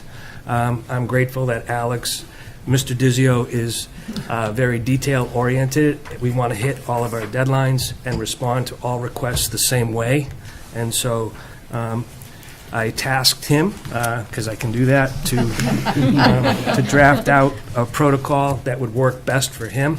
And this is where we arrived. And I don't know if Mr. Dizio, you want to speak to any of this, but the number of requests really can be time-consuming, and we have to respond. And so the other thing, actually, before Mr. Dizio, he doesn't know I'm going to say this, one of the things that I think about is okay, maybe we should put public records requests in the response on our website too, so that we're not asked the same thing multiple times. So that, because sometimes there are vendors who ask the same thing, so it puts us in a position of having to say the same thing multiple times to different people. So Mr. Dizio? Yeah, so as Dr. Crowley mentioned, like the primary driving force for this was trying to centralize this operation and make sure that we're complying with the 10-day requirement. As he alluded to, sometimes, different employees may get an email on a request, and, hopefully they forward it to me to respond to it within the 10 days, but this definitely makes it so it's one central location where I can see it. To that end, there is an email address associated with all of these, with the policy. That email address is wpsrecordsrequest@woburnps.com. If you go into the actual document, which again lives on the homepage under latest news, you'll see that it includes a link to what's called the Guide to Mass Public Records Law. So anyone that's unfamiliar with that making a request could go into that, read up on it, familiarize themselves with that. It also includes a link to the actual Google form where they would submit that request. And then the information that we ask for within that form. So part of the reason for the contact information, one, in the event that there's any follow-up, sometimes email makes sense, sometimes maybe a phone call makes more sense. In terms of like any address, there is an option for them to select USPS mail as the preferred method for sending it. In the event that we get, something that was several pages that just couldn't be sent electronically, we give them that option, so we would obviously need to have their address information for that. Also noted in the policy is fees. So for the first 2 hours, we cannot charge. The first 2 hours of like segregating the data, collecting it, redacting it if necessary, we cannot charge. We could charge $25 per hour thereafter, and we can charge for copying fees. In any event, if someone had put a request in, we would tell them like, hey, just so you know, we think that it will take us 6 hours to compile that data, so here are the estimated charges that would be. They would then be able to either say, yes, go ahead, no, thank you, or amend the request to something that might be less time sensitive or timely. And that's sort of the highlights and the why behind it, but I'm happy to answer any questions. Yes, Ms. Nagel. Yeah. In my day job, we're actually going through something similar in the sense of like, where does something live on a website that is latest news right now, but is not going to be latest news later, and is still going to be very important for people to find. And so I wonder if, for now, having it in at least 2 locations, yes, in latest news makes sense because it is a new update, but if maybe it can be moved somewhere else where it's clear that it lives there, because it might not be obvious to someone, right, that it lives there. Yeah, we can. That would be awesome. We can do that. Another thing is, and I'm also just thinking particularly with, we're getting a lot of FOIA requests, right? There's a lot of FOIA requests that other entities in our country are getting that make it very nerve-wracking for some people to put out their data anywhere, least of all in a forum. So I wonder if there can be even just like a blurb that is approved by our legal counsel that clarifies what we're going to do with their identifiable information and how we may safeguard it, so then the people are making a very conscientious decision of what information they include. And in the same lines, I totally understand this idea of maybe a phone call is going to be better. Maybe if there's like a big packet and we need to send it via USPS. Maybe an email is more appropriate. But could we make all of the contact details optional? And then if there can be like a message, right? Well, I want follow-up. Well, if you didn't include the contact details, I can't follow up with you, right? So something that pops up just to let people know that if they don't enter in certain contact details, then you didn't enter an address because it's optional, you're not going to be able to get something in the mail if that is what you then choose in later options. And I know it's complicated because Google Forms, like there's only so much you can do, right? But I wonder if there's some room to play around a little bit with that.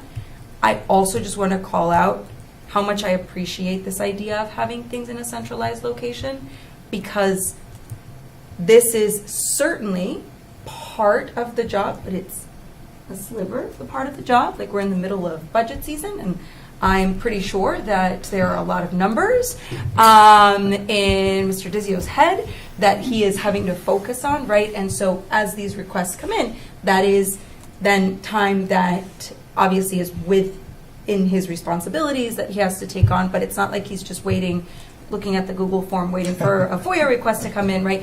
You have to do other things. So I definitely appreciate the importance and the need to have things come through a centralized location, and applaud the organizational effort of that, and just wonder if we can just make it clear for folks, reduce some of the fear about providing their information, maybe making some of that information optional, and yeah.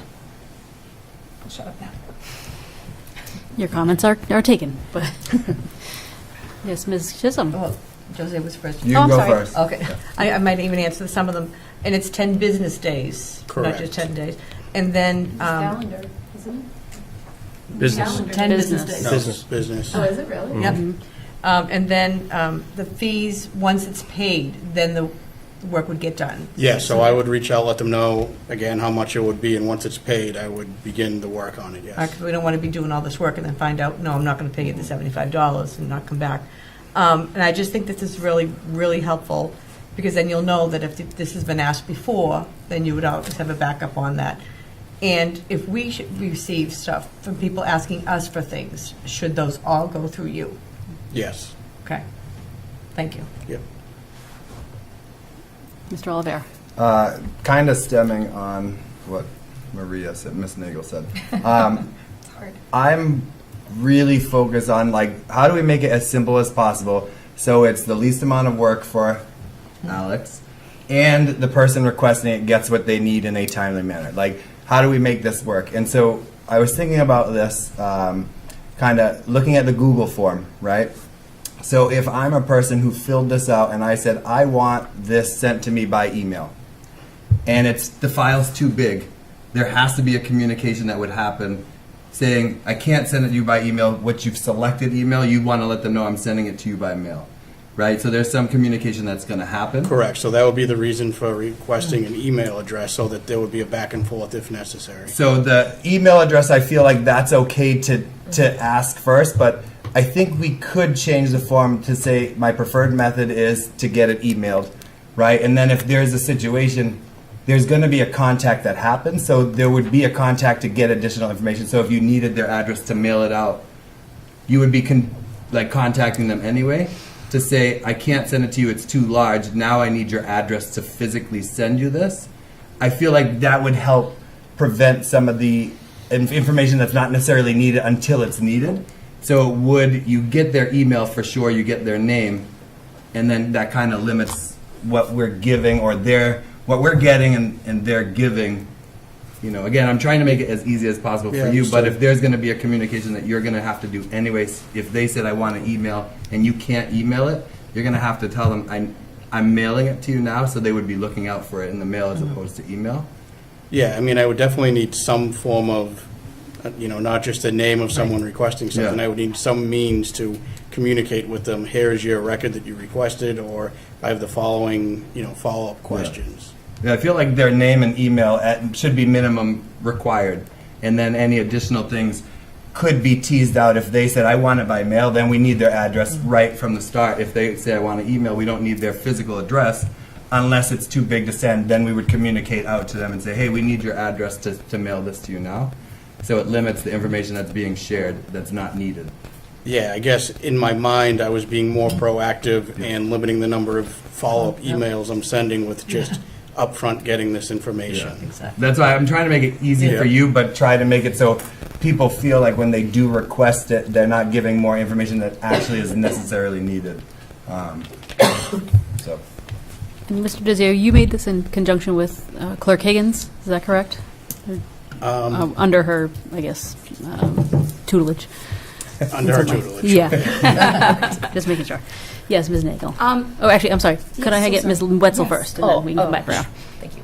Sorry.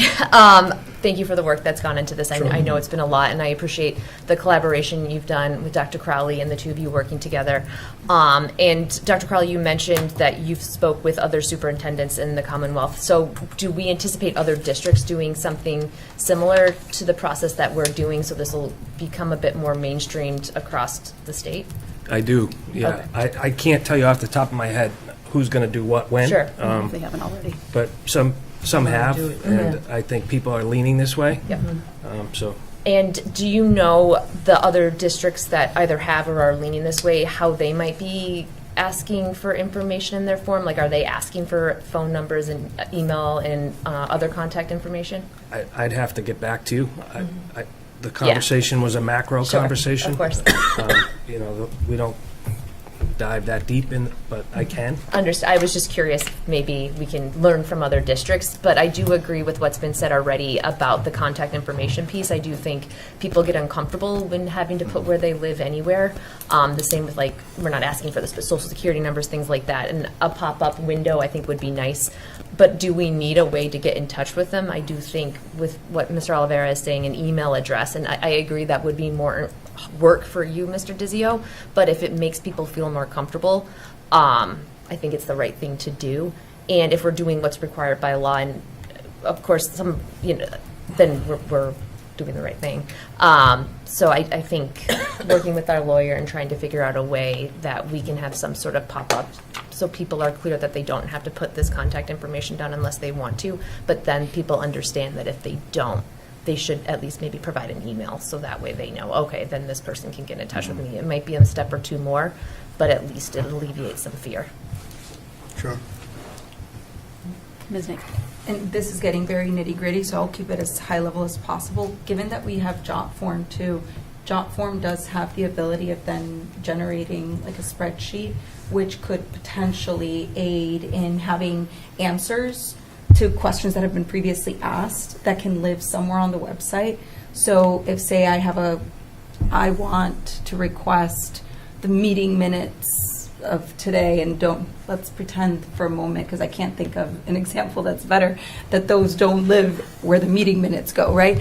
That I can just look at this spreadsheet that is available on the website and see, this request, and here are the minutes. So there might be ways that don't even involve you, is what I'm trying to say, that where we can streamline things even better, make information publicly available, allow for this transparency and access without overburdening you all.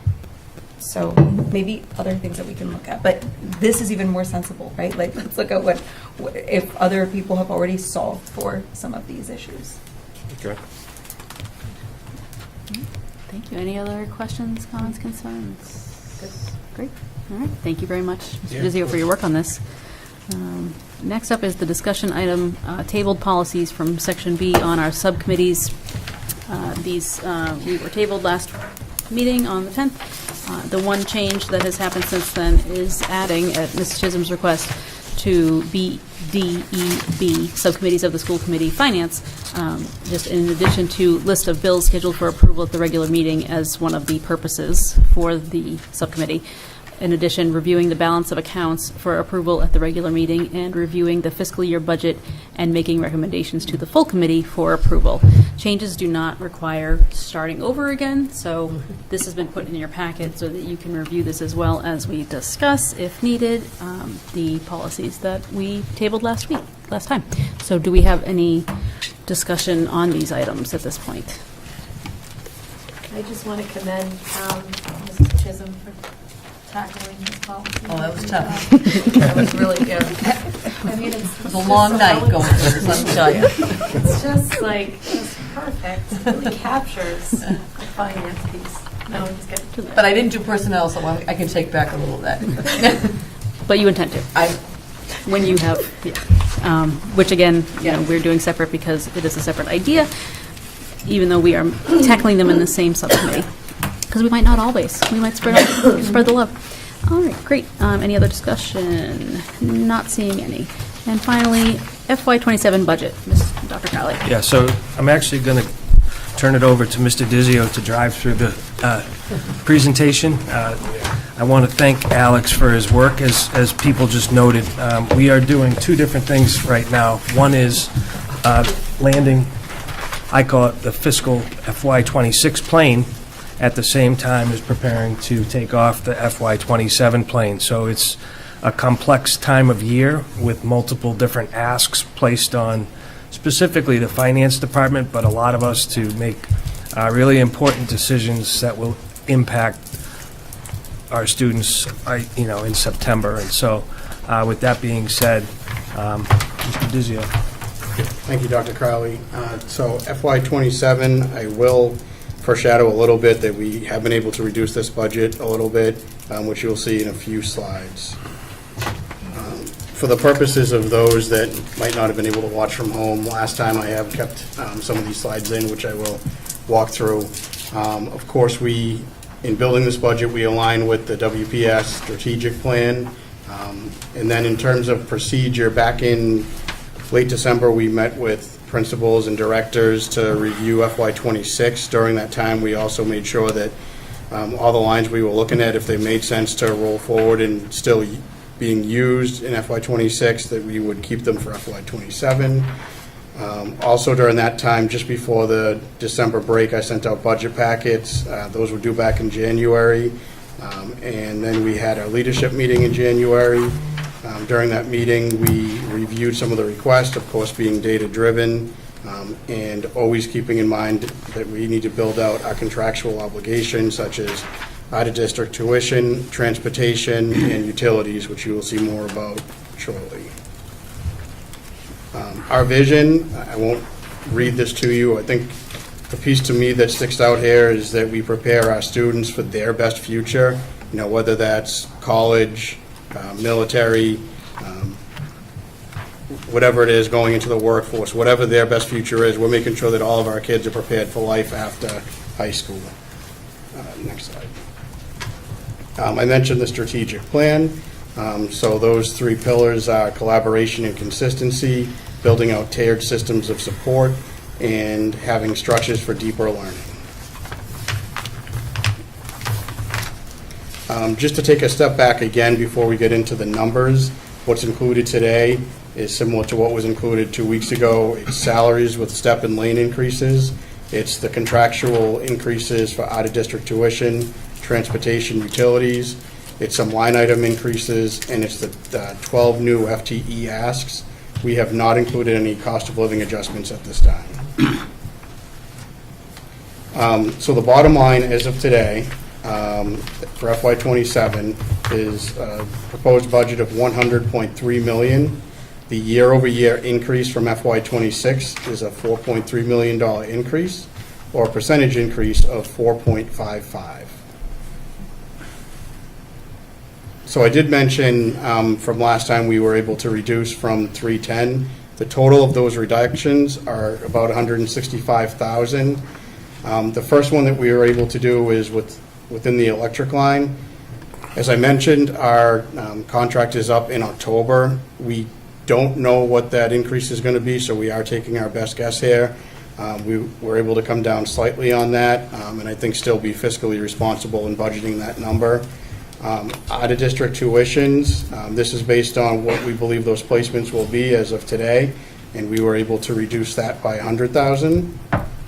The next one is homeless transportation. Basically what I did here is I took the latest figure for our monthly ride is the latest bill, times the number of days in the next school year, which is obviously 180, times whatever their rate is, and I do think that we can live within the means of this reduction of 25,000. On the HVAC vacancy, so this is a position that has been unfilled for as long as I've been here, and I get the feeling many years prior to that. It's currently budgeted at a maintenance with a license, and the thought process here is that if we take away the requirement for having a license, we will hopefully increase the applicant pool, get more people in, and in doing so, consequently, that would be a reduction in that salary of about $8,800. The updated roll forward analysis, so based on those changes that we just saw on the previous slide, This slide has changed a little bit. We still build off our FY26 baseline. We roll forward salaries for lane and step increases. We level fund our line items, and then we build in the contractual increases again for out-of-district tuition, transportation, and utilities.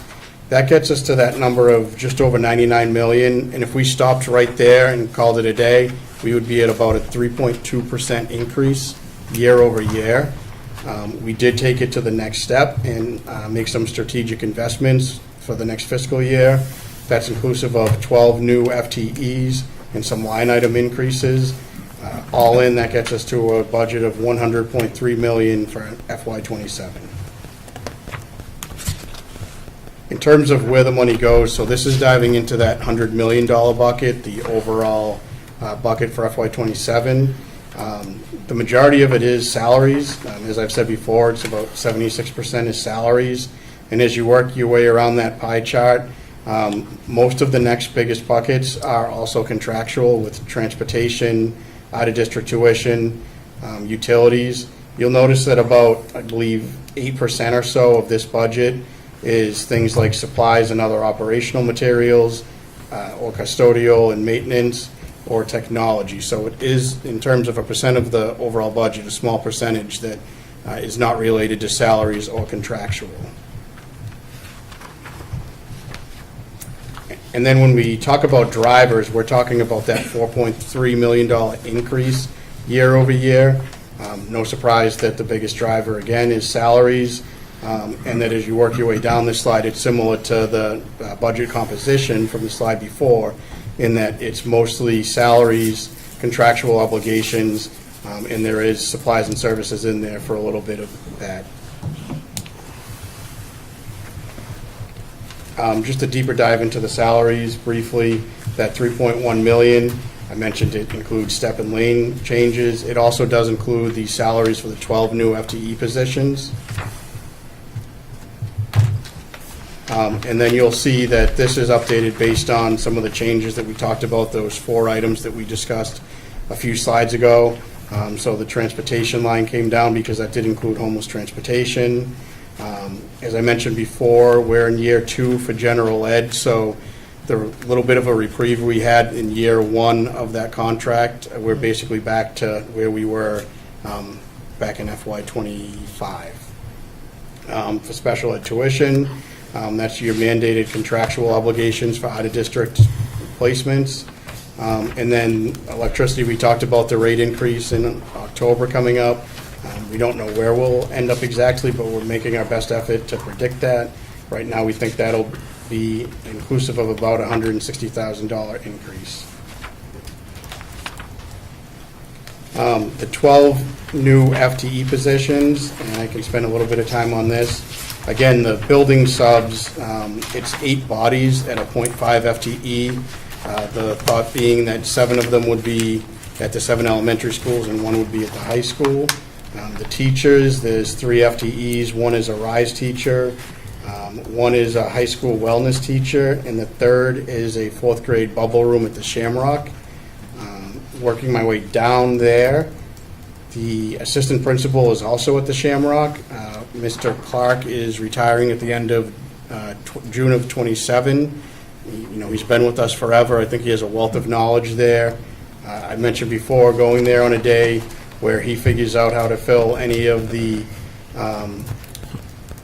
openings for the day with building subs or whoever. It's truly a sight to see. And I think that someone being there for a year, learning that, learning the ropes from him, learning the knowledge that he has of that school is something that we really need to invest in. In a similar fashion, the assistant director, since I've been here, we've had a lot of knowledge walk out the door via retirements. And we have 2 more coming up this year that are long-timers. They've been here for many, many, many years. And I know Lenny's done a great job, learning what he can from them, learning the systems. But I think we also need to get both him some assistance in being able to do more. He's done a lot, but this will help him in his day-to-day activities, and it'll be great to get someone in that knows the systems and can learn Lenny's knowledge and have him pass that down. The next one is a reading specialist. This fills a literacy need at the high school. The next one down is a nurse. This is at the Kennedy. Current enrollment, I think, is about 500 at the Kennedy, and we only have one nurse there, so this would be to sort of help reduce that caseload for the nurse there. And then the last one on this list is a SLP, which is just a mandated ad. And I'm happy to pause here if there's any questions. I know I've covered a lot of information to this point, or I can keep going if... Any questions for Mr. Vizio at this point? Vice Chair Crowley? Yeah, I just want to hear from admin on the assistant principal position at the Shamrock. I understand, I guess, what is the rationale of having one for an entire year in addition to the principal that's already there? I just want to hear from admin on the educational reasons for that. Yeah, I'll speak to it. Yeah, thank you. And, well, as Alex alluded to, part of it's succession planning. Wayne has been with us 20-plus years. At the Shamrock, there's an ECP, the autism program, and a regular ed program. And the demands on the principal position today are much different than they were 20 years ago when Wayne began as a principal in the Woburn Public Schools. This afternoon, we had a leadership meeting for 2.5 hours, and the number of calls that principals get when they're not in buildings and crises that they have to manage, it's really hard to pull principals out of buildings to be an instructional leader, and that was the focus of today, and manage a building at the same time. And so I think that, the realities of educating our kids in 2026, 2027 is complex. We also spent time today, and Courtney can speak to this, on teacher evaluation mandates that we have. And so if the principal's the only person in the building that is doing, we do try to delegate that. But again, that's a significant responsibility that the building leaders also have. We share that with coordinators, but the day-to-day of being a building leader is an incredible challenge. I don't know if you wanted to add anything more. Sure. I think that the Shamrock, kind of two pieces with the Shamrock, and I think we've talked a lot about it in the succession plan, but I think that the conversation related to the Shamrock having an assistant principal has happened for many years prior to this. I think that, like, the expeditious nature of saying, like, this is the year if we get to think to add it would make a lot of sense to get it there, because doing the role with Mr. Clark versus doing the role in a year from now. But I think that building has run without the assistant principal, although from, I guess, an equity standpoint, the building-based needs and the student enrollment, there are buildings that have assistant principals and that one does not, that are of same. But because Mr. Clark has been there for so long, I think he manages things in a way because he does. But I also think that what is not seen in the underlayer is that you have veteran staff members there who are absolutely serving above and beyond their role and doing the role of what I would say is an assistant principal is doing because of the fact that he has been there for so long. And if those individuals did not do those things, that building would be in a much different place. And so I think that from the outside, it looks like, oh, geez, you're adding it because you need to. I would say that the building should have already had one. I would say that for equity across the district, there are buildings with less need that have an assistant principal, and that building is of more. I think that you have a staff that is supported above and beyond their asks.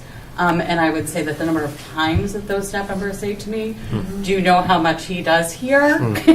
Because he does to carry. I think that we've talked a lot about succession because I think that it would be a missed opportunity to not make sure that it went in and he was there for a year. But I don't even necessarily think of the person there because they would become the principal. It's because he's going to walk out with that many years of experience and you wouldn't have somebody. But I think that building would be, I would have said, we've had this conversation with Mr. Clark And again, I also think he would say if he was here, that for many years he kept saying, everyone else needs more than me, Yeah. because Yeah, that's he's- him. yeah, he's- But the right. reality is that he should have had this position Yeah. along, I would say, far before this year. And I correct me if I'm wrong, anyone from admin, but having the RISE program and also ECP RISE, right? I don't know if that plays into kind of this extra. I just want to make sure that it's a need and not a convenience for the district. It sounds to me like it's a need. I don't know if you wanted to speak on RISE, Dr. Ryan.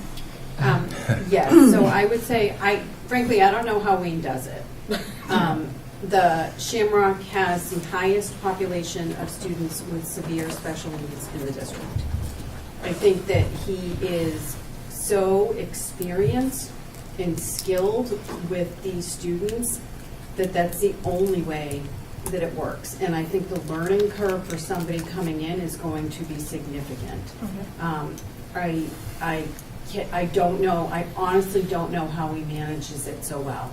It is an incredible lift, and I think it just speaks to the years and years of experience he has and the compassion working with some of our students with the most severe special needs. And I genuinely would worry about bringing in one new person to replace him, because I don't think it would go well. Thank you. I really appreciate elaborating on that. The other question I had was the reading specialist mentioned at the high school. So I guess I'm really interested in what kind of services that this person's going to provide, and why high school? Why would high school need reading specialists? Sure. So the name of the position, we maintained reading specialist because that title exists in the district. However, and because we wanted for kind of parity, but I think that the role's a little different. You can recall a couple of years ago, we reduced an English teacher at the high school. And that has created significant ability to be providing the same level of courses, especially those Tier 2 foundation courses, which we have not been able to run since that reduction. So we've been able to maintain all of our foundation math courses, our foundation science courses, and because of the reduction of the ELA teacher. So when in collaboration with the high school humanities department and coordinator, we had talked about whether we should be looking to, and it's one or the other really. If we weren't looking for the reading specialist, we would be looking for having to put back in an English teacher. But what we had talked about is we've kind of called it more of it's almost like a reading interventionist role, because part of what they would be doing is that kind of Tier 2 piece, but it would also kind of provide us a little bit more flexibility. But otherwise, what we would be doing is putting another English teacher in who would then teach some of those foundation courses. So we could have gone one or the other way, and the decision was made in terms of like what expertise would be great to look for, like the licensure component that could be added to that would just diversify the high school's opportunities. But again, this is really to go back because we've reduced the English teacher, and because of that, we haven't been able to offer any of our foundation courses, and we are still offering them in all the other content areas except for ELA. And I feel like in that sense, we can all understand that the problem is there, is that we've lost that level of support and haven't been able to offer it. Okay. Yes. So with the reading specialist, I guess it would hone in on those foundational reading skills that really are essential for learning in the entire curriculum. So the way that our foundation courses work is that students are enrolled in their English class or math class, their science bio class, but what they get is they get an additional class, like a double block, in which they get like the double dose skills block. Right? We used to offer them an ELA math science, and we had to drop the ELA one since the reduction in staff. And so because of that, this person would take that course back on. This is Gen Ed. Gen Ed. And also might potentially pick up English classes. Like that might be part of it, but really we're looking for the expertise knowing that what this person would be coming in is to be doing that. But this isn't a replacement course. This is that double dose that we're offering in all other content except for English. Okay. And then my last question is the nurse. Is that a nurse, is that a building nurse? Yes. Okay. At the Kennedy, and You want to give the data? Yeah, the Kennedy has 501 students, the highest visits per day for nurses. It's well over the other schools. It also, I think, the other issue, it isn't just a number, it's the acuity. There is a large number of type 1 diabetics, seizure disorders, inhalers, EpiPens, et cetera.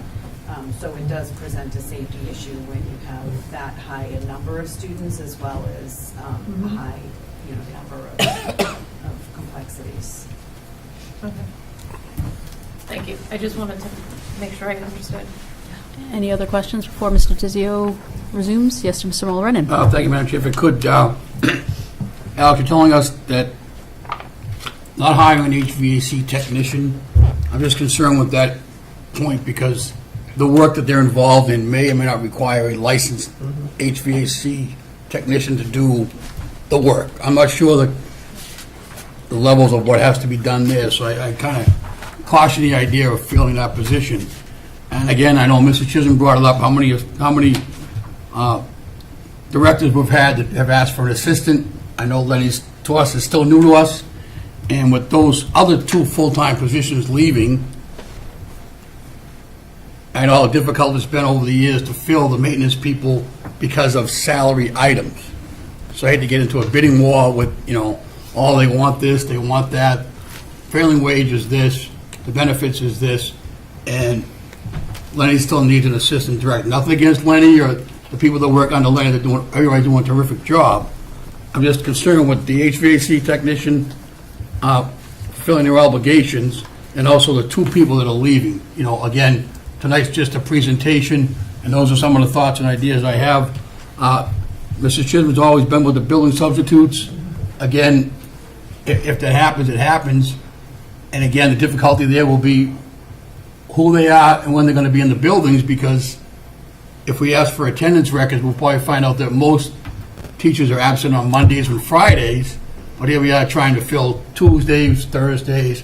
What's convenient for the subs to come in and take over our buildings when the need might be Monday and Friday, but we can only fill Tuesday, Wednesday, Thursday. So again, it's just the dollars and cents here. It's a presentation tonight, more, further negotiations, further deliberations on the budget. So those are kind of my concerns. The assistant principal, again, I understand, what Mr. Clark's been up against there. Again, you said it, every time it comes up, he goes, I'm fine, leave me alone, I'll give it to somebody else. But he's going to be leaving soon. He needs someone kind of in his back pocket to get up with the program at the Shamrock. So I understand all the others are, they're all necessary. I get that. They're all necessary. It's just, it's coming down to money. It's getting close to the budget time, and those are some of my concerns this evening. So thank you for that. I believe my understanding on the HVAC is that we have the vacant one, we have vacancies with that position that we have a hard time filling, and that with certain in the department, he's actually going to now end up with 2 vacancies, and knowing that it is highly unlikely that he can even fill 1, that now he's going to have 2, and that if we don't shift that position to non-licensed, he will then just be down 2 people, and so that shift was at least not ideal. It's actually going to help him not go down an additional person, is my understanding. So that just That's accurate. Yes. So this is real. This is helping him make sure that he's actually going to not be down 2. He could maybe then just be down 1. We're not asking someone to do HVAC work without a license. It's not currently being done because we don't have somebody to do it. We're going to be very lucky when he fills 1. Yeah. It's highly unlikely he's ever going to fill 2. So this is helping it so that he can at least get something filled and get help. Great. Any other questions? Mr. Tizio, you can continue. And then the rest of this is just how some of those positions tie out to the strategic plan. So the 4 positions you see on the board here, the reading specialist, SLP, nurse, and assistant director, speak to fulfilling the need for multi-systems of support. In any of those roles, they provide direct intervention for literacy, communication, and health. And then perhaps the best slide in the whole presentation, looking at students and seeing the real-world impact of our literacy investments. Over the course of a couple of years, we've correctly invested in interventionists, reading programs, making sure that we're giving these kids everything they need to succeed, and it's great to see them enjoying the Scholastic Book Fair. And then the next area that we focused on was building structures for deeper learning in terms of teachers, building substitutes, and an assistant principal. In one way or another, these roles ensure that every classroom has a qualified educator and provide stability needed for deeper learning. And then the last slide. And then ultimately, we believe this is a responsible investment. This budget was built to sustain core commitments while making targeted improvements that are aligned strategically with the Woburn Public Schools strategic plan. We are basically fully funded for our obligations, including utilities, transportation, and out of district, and it is very people-centered. As I said several times, 76% or so of this budget is directly invested in staff and salaries. Thank you. With that extra information, anything else for Mr. Dizio or the administration? Vice Chair Crowley. I'll ask this. I'm not sure if it came out in the presentation, but the $100 reduction to out-of-district tuition, I think Dr. Ryan would never produce that unless you do. Yeah, no, I think it's fine. I did meet with Ms. Doherty. We reviewed the numbers. We looked at what we have in the stabilization, and we sort of collectively agreed that we would be okay. It's, you're with a lot of out of districts, it's a projection, it's a guess. You don't know who's moving in, who's moving out. There's so many unknowns. But I intentionally sat with him to sort of have the discussion, and we were both in agreement that that was something that we were comfortable with. Okay, thank you. Appreciate that. Yes, Ms. Wetzel. Just thank you for the work on this, and I just had a thought. It was a word we mentioned a lot last meeting, which was draft. So I assume that we're still looking at a draft budget here, and that these numbers could go down, they could go up, it could stay the same. Is that correct? Yes, absolutely. Okay. So just for the public and for us sitting here to understand that. And I do appreciate the slide where you put in the total number of reductions and then detailed how you got to those. I think that's important work, so that way it's clear to the community why we reduced the line, and then they can see where. And I also appreciate the slides where you discuss the increases and how we got to those increases as well, and what those numbers look like. So thank you for that. And I think just procedurally, anytime going forward, I will keep including that slide for additions, reductions, wherever I can, so that in newer versions, you know exactly what's changed from the prior version. Great, thank you. And then in terms of looking ahead to the public hearing and things that we have coming up, do we have more meetings, maybe Dr. Crowley, this is for you, with our admin principals, et cetera, to continue to look at the budget and see if we can pick any more away, or maybe there's places we need to add? Well, like I indicated, we had a meeting today. Yep. It wasn't primarily on budget, but budget did come up. We have regularly scheduled meetings that we'll look at the budget. You can see from the line item analysis that that's something that we're doing collaboratively. We had a cabinet meeting earlier this week. Again, budget conversations are always like a through line at this point in our meetings, and so I think that the willingness of the team is to do what's in the best interest of everybody. Like the same way that Wayne has said he doesn't need an assistant principal. It's a collaborative effort, and we'll continue to do that. So, thank you. Yeah. Anything else on the budget? So I'm assuming at our next meeting we'll vote on a budget number. We're going to have to vote. Right. Fine. So in order to send it to public hearing? Mm-hmm. Yeah. Perfect. That is on our agenda. Good. Great. All right. Thank you, folks. Subcommittee report. Ms. Sorry. Nagel. No. Yeah. Thank you, Madam Chair. With the idea that we have the public meeting coming up, will there be made available something that is a little more descriptive of, that goes into further depth beyond the final number and the presentation? Is that something not just for the committee, but for the public, that will be made available that they can also look at? Yes, Amazing. And how would the public? it's in the Google Drive. Amazing. Thank We you. have to publish it. Yeah. Fantastic. Or it will be as of Yeah. this meeting. Mhm. Yeah. Yep. As of now, Awesome. it is. Thank you so much, Dr. Crowley. Okay. Subcommittee reports, finance and personnel. We did meet on March 24th at 3:30 here at the Joseph Crowley Conference Room.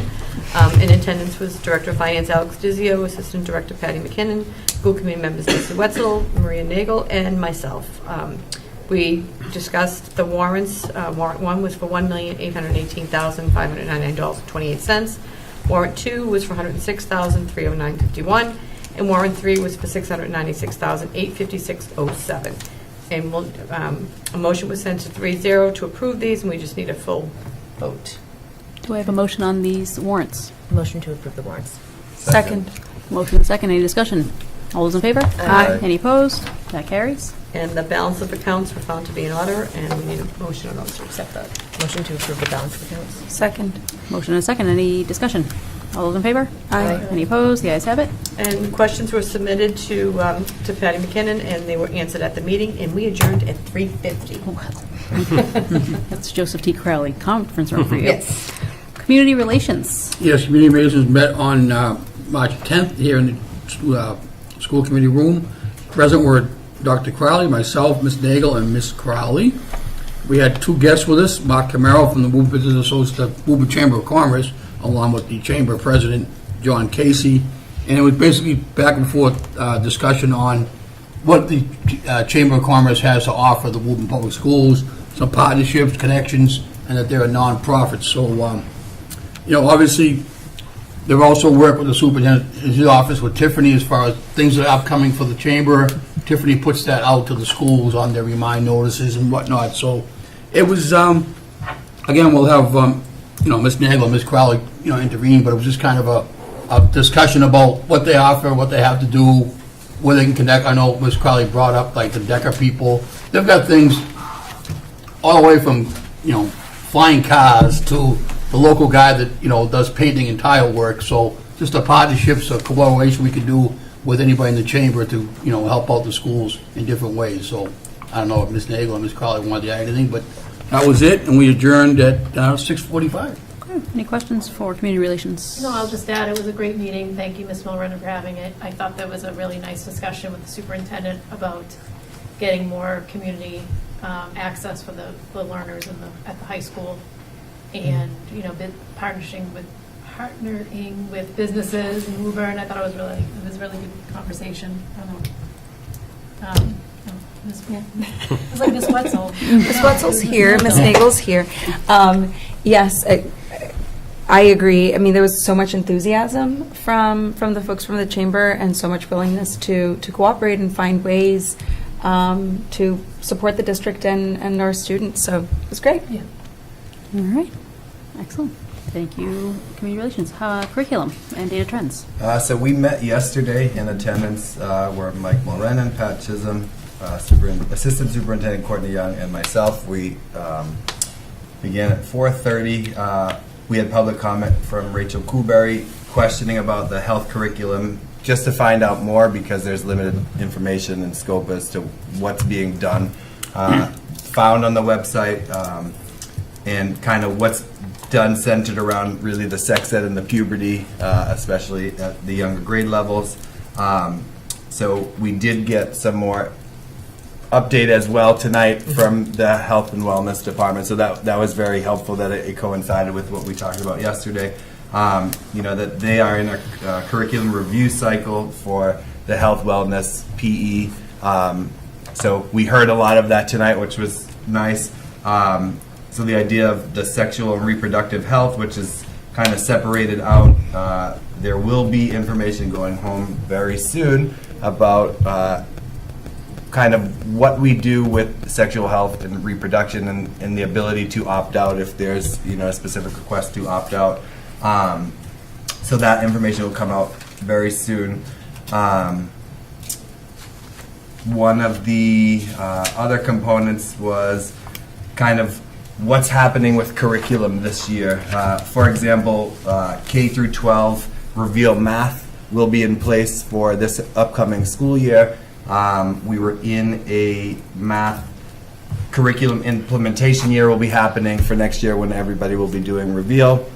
The science K through 12, they're going to be in a curriculum review year. So they're looking to vertically align a lot of the standards in programming, and so they're already doing regular curricular reviews. They're looking to have some more essentially shareholder input from all facets of those involved, and then ultimately we'll come back to the subcommittee for additional things later on, looking at additional components within the humanities department. The leads for humanities were pulled together, kind of look at conducting an audit about this and their curriculum, trying to do a better way of connecting kind of the process to gather recommendations for what should be changed. Many of the things that have been changed over the recent years have been due to outdated curriculum, so we're finding a lot of that as these audits are happening. The optimistic goal is to have 2 subjects per year will be part of like this curriculum review cycle. So that's the hope to have, hopefully soon. We had a VPA update. Ellen Mullane is the new VPA director, Visual and Performing Arts. Will transition into Woburn fully in the middle of May. Which will be helpful. Kathy Boge is kind of stepping in for some of the things until Ellen fully transitions. Ellen is pretty active in doing some things between now and that transition, so that's good to hear. The curriculum website update. Primary goal was obviously elementary standards for the end of the year. The hope is that, and the plan is that starting in the new school year in September, that all the information will be updated for all subjects. They're currently working on it within the different departments. It's just not published because they're finalizing these things. But for next school year, it will all be updated. Exciting to hear, obviously, course selections happening at the high school. Fun time for all kids involved, I'm sure. The Joyce principal process is kind of wrapping up with interviews. There will be a building visit and community evening on April 17th for the Joyce principal. 7th. Oh my goodness. The L is not a 1. Before break. Yes, before break. April 7th, not 17th. Carrying over break. And then the Malcolm White for their principal, the community update. The community will receive an update in the next 24 to 48 hours if it hasn't already gone out. They should get it tomorrow. Okay. And their community event where there's a building visit will be April 13th. And then kind of an update about what are some of the deterring factors for the UMass Lowell classes and enrollment for that, and students not wanting to take the one goal program or it not fitting into their schedule. So just, again, stress that the UMass Lowell partnership has been really helpful when there's been issues that we've had or questions. Just the response that we get from them is very fast and very informative. And we adjourned at 4:55. Excellent. Any questions for curriculum and data trends? And If I really, add, Madam Chair, the only item was it's under the health curriculum and the sexuality. The opting out option will be presented to the families soon. Ms. Young, yes. Oh, Yeah, so all information should be heading home in the beginning of April, and nothing will be happening until after April vacation. okay. I just want to make sure the opt-out option is still available to parents. Thank you. And the principals will put notification not only in s'mores, but notifications go home in backpacks. So there's multiple means of information that will be sent out. per our policy. Absolutely. Yes, excellent. And relatedly to the UMass, I guess we can mention our visit on Friday with Ms. Kim Gustenhoven. about the cell cultures and all the other, even I don't know what incredible things that they're doing over there. So thank you to her for that. All right, next we have policy. All right, folks, I know this is the most exciting part of the night as I blurt out a bunch of letters to you. So we met on March 20th. In attendance was Superintendent Matt Crowley, School Committee Member Pat Chisholm, School Committee Member Ellen Crowley, myself, Director of Health Services Sarah Lee, and Director of Human Services Tony Wyman. We started with discussing IKF, which is graduation requirement, where the recommendation was to split those up as per MASC recommendations into IKFE, which would just be competency determination, and IKF, which would be graduation requirement. Superintendent Crowley had made additions on the requirements piece that we needed to review. There really was no discussion, and we just voted unanimously at this point to bring it to subcommittee, to the committee today, ahead of tabling, to review ahead of tabling. Once I go through all the minutes, then I will just make the table all the things. Then we discussed ADDA, which is CORI requirements. The recommendation was to adopt a series of MASC updates that were made in 2022. Director Tony Wyman reviewed and made several changes, and he also sent new language to include background checks on registered sex offenders. Mr. Wyman suggested that we change the mentions of criminal history records information, CHRI, to statewide applicant fingerprint identification services, SAFIS, to match the terminology used in Woburn Public Schools. And the information was also reorganized such that the first section talks about CORI, the second section talks about SAFIS, and that way it's easier to follow. Vice Chair Crowley asked whether we could also be checking sex offender records, and Director Wyman said that that was not a current practice, but that he would register Woburn Public Schools into the electronic sex offender registry information portal moving forward, and he did that same day. We voted unanimously to table in subcommittee for review at our next subcommittee meeting. Then we moved on to ADDA E1, which is information concerning the process in correcting a criminal record. The initial recommendation in accordance with MASC was to remove that altogether, but during the meeting, Director Wyman recommended that instead we edit the existing policy and adopt its changes, because it is important to have a policy that the public could reference in case that they needed to correct or challenge any background check results. So again, we voted unanimously to table for review at our next meeting. Sorry, your meeting or our meeting? Subcommittee meeting, yeah, policy subcommittee meeting. Then we had ADDA E2, CORI requirements. The recommendation was to remove in accordance with MASC, and Director Wyman noted that it was important for hiring managers and the public to know and understand the types of questions that relate to background checks that can be asked during an interview or hiring process. It's basically a guide of like, these are things that you can ask, these are things that you cannot ask. And so we voted unanimously in subcommittee to table for review at the next subcommittee meeting. Then ADDA E3. CORI request form. The recommendation was to remove it, and Director Wyman agreed. So it is an outdated form anyway. The process is now done fully online, so there is absolutely no reason why this form should exist in our policy manual. So we voted unanimously to send to the full committee today to review ahead of tabling. ADDAR, CORI requirements. The recommendation was to adopt the MASC updates of 2022. Director Wyman reviewed and agreed with the recommendations made by MASC. No further discussion took place, and we voted unanimously to send ADDR to the full committee for review ahead of tabling. BEC, executive sessions. The recommendation was to adopt MASC updates of 2022. We did a final read to send to full committee for tabling. No discussion took place, and we voted unanimously to send it to full committee to review ahead of tabling.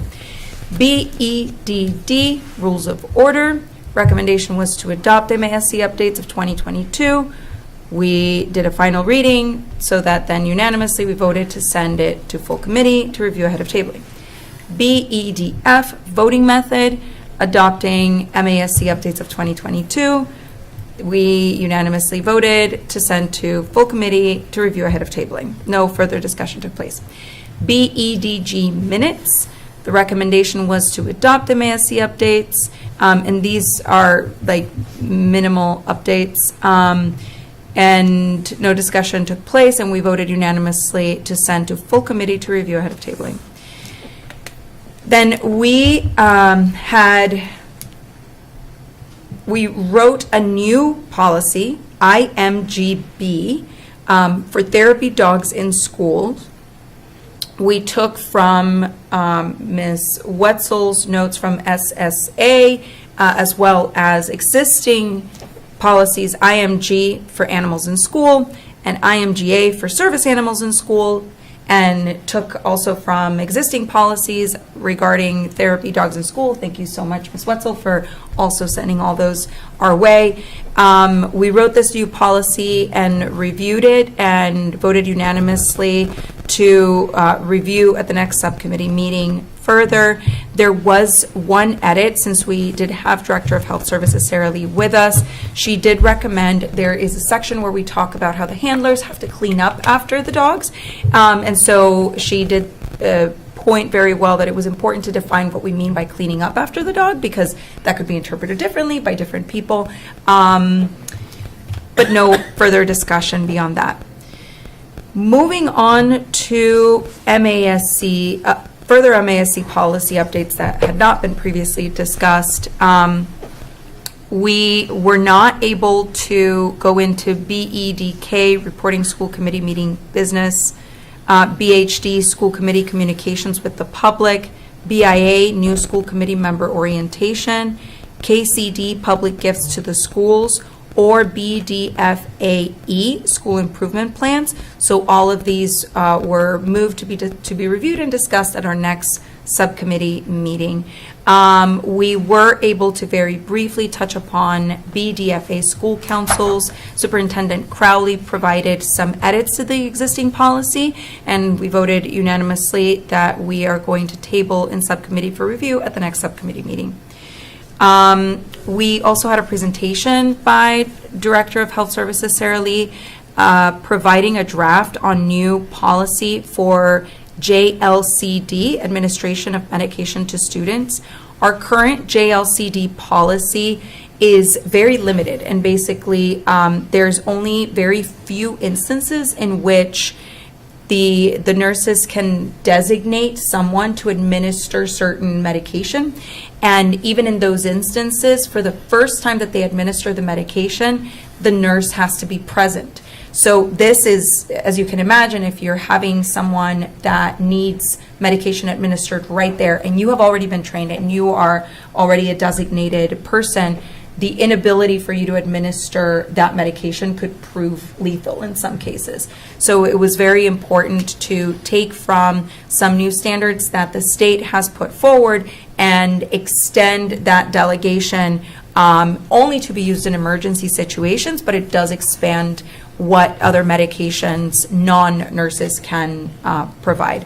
So we agreed unanimously to review further at our next subcommittee meeting. There was no public comment, and we adjourned at 8:56. We will be meeting again on April 3rd. And so if you could just review the list that we are tabling today. Yes. IKF, graduation requirement. ADDAE3, query request form.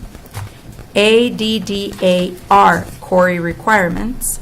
BEC, executive sessions. BEDD, rules of order. BEDF, voting method. And BEDG, minutes. And IKFE is still pending, or? So IKF is the the recommendation is splitting it, and so as it currently stands, the public version of the document has the two sections in the split, so that we can review it as such. So it's both of those. It's IKFE is being split into IKFE and IKFE. So we will be adopting IKFE as a separate policy? Correct. Okay. Correct. So we're going Yes. to table IKF, and we're going to table IKFE, even though Correct. they're in the same Correct. Google Doc? Okay. Yes. All right, so IKF, IKFE, ADDA, E3, ADDA, ADDAR, BEC, BEDD, BEDF, and BEDG. Do I have any action? Motion to table? Excellent. Let's Second. do that. And any discussion? All those in favor? Aye. Any opposed? The ayes have it. Great. And so, No one wants to have me do that all over again? I mean, No? we can watch it back. Okay, cool. It's recorded. All right, any questions for policy? Just that April 3rd is not a school day. Yeah. It's Good Friday. Great. Just that I just looked at it, I'm like, we don't even have school. We Yeah.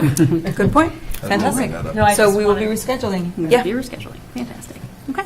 Thank you, as always, for all this work. Resources and capital planning. We have not met, but there are two pending things. A Reeves parent would like to give us a Gaga pit as a Boy Scout, Eagle Scout Project. Eagle Scout project, thank you. Yes. Very different than Boy Scout. Gaga pit. Eagle Scout project. No, what is the Gaga pit? It's for recess. They It's do like it. dodgeball, but in a, Yeah. Yeah, it's a and thing. closed dodgeball. Yeah. Got it. So anyways, the question for the chair is, Yeah. normally we would convene resources and do it there, but I think given maybe the subject matter, we should just do the full committee, or would you rather me? No, I think we can do it here. I also received the email, and so, Right. yes, so I suppose we can, Coordinate with the parent to Mhm. give us something in writing, Yep. maybe not do a full press. and then at the next meeting, we can vote with Okay. a planned vote. Yes. And then I will, on behalf of Resources Subcommittee, invite the superintendent at any time to come and update on the MSBA.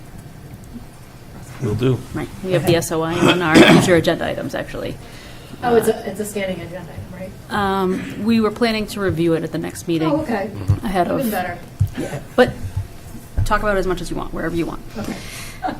Great, okay. Any questions for resources incidentally? No? Okay. And student services, you met tonight. We did. We met today at 5 before the CPAC transition fair.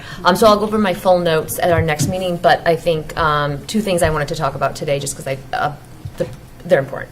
Well, everything's important, but I think the timeliness of this and a vote we took, I think, is important for the committee to hear tonight and the community.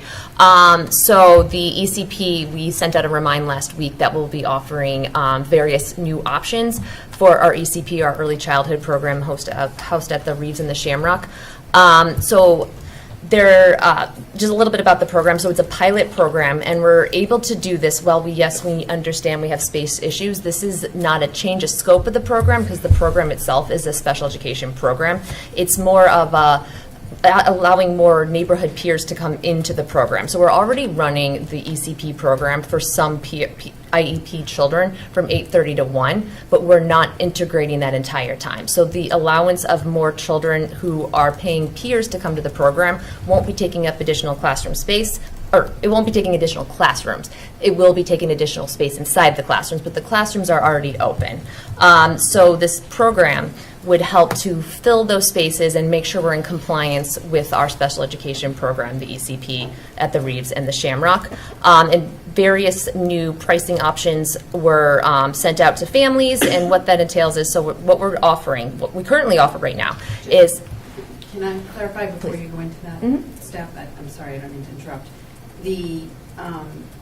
The early childhood program is a special education program, and it varies based on the student's IEPs. There are some students that may have drive-in services. There are some students that may have a fully, substantially separate day. Some students may need it 5 days a week. Some may need it 3 days a week. Some are integrated in the morning and separate in the afternoon. It's really it's based on the team decisions of what the special education students need. And so there is cohorts of students whose IEPs are now prescribing more inclusion. So because of this, we were able to group some of them together but it is the same exact special education students in the same classroom with the same staff. The difference is that because some of them need a little bit more inclusion, some of the peers are able to stay a little bit longer. So I hope that that clarifies a little bit. It's driven by the students' IEPs is what it is. And that's, and you know, we try very hard to be creative to meet all of the various needs for what the kiddos need, and you know, every year it shifts a little bit based on the schedules and the IEPs, but in this particular year, as they're really trying to get some students more ready for kindergarten, some of the students have time that they feel, rather than being separate, they would benefit from staying longer with their peers. So it's a little bit of a clarification. Yeah, no, thank you for that, Dr. Ryan. I appreciate it. And you discussed that today at SSA. So yes, as mentioned, so what this new offering is proposing is we would have different options. So we currently have right now for our paying peers 4-day half option. So kids who are doing that go 4 days a week. They don't go Wednesday, and they go for a half day, either morning or afternoon, and they pay $3,300. So there's no change in that pricing for next school year. But the two new options that we're looking at are a 5-day half day model, and that would cost paying peers $4,300. So they'd go 5 days, they'd go that Wednesday, but they'd still go for the half day.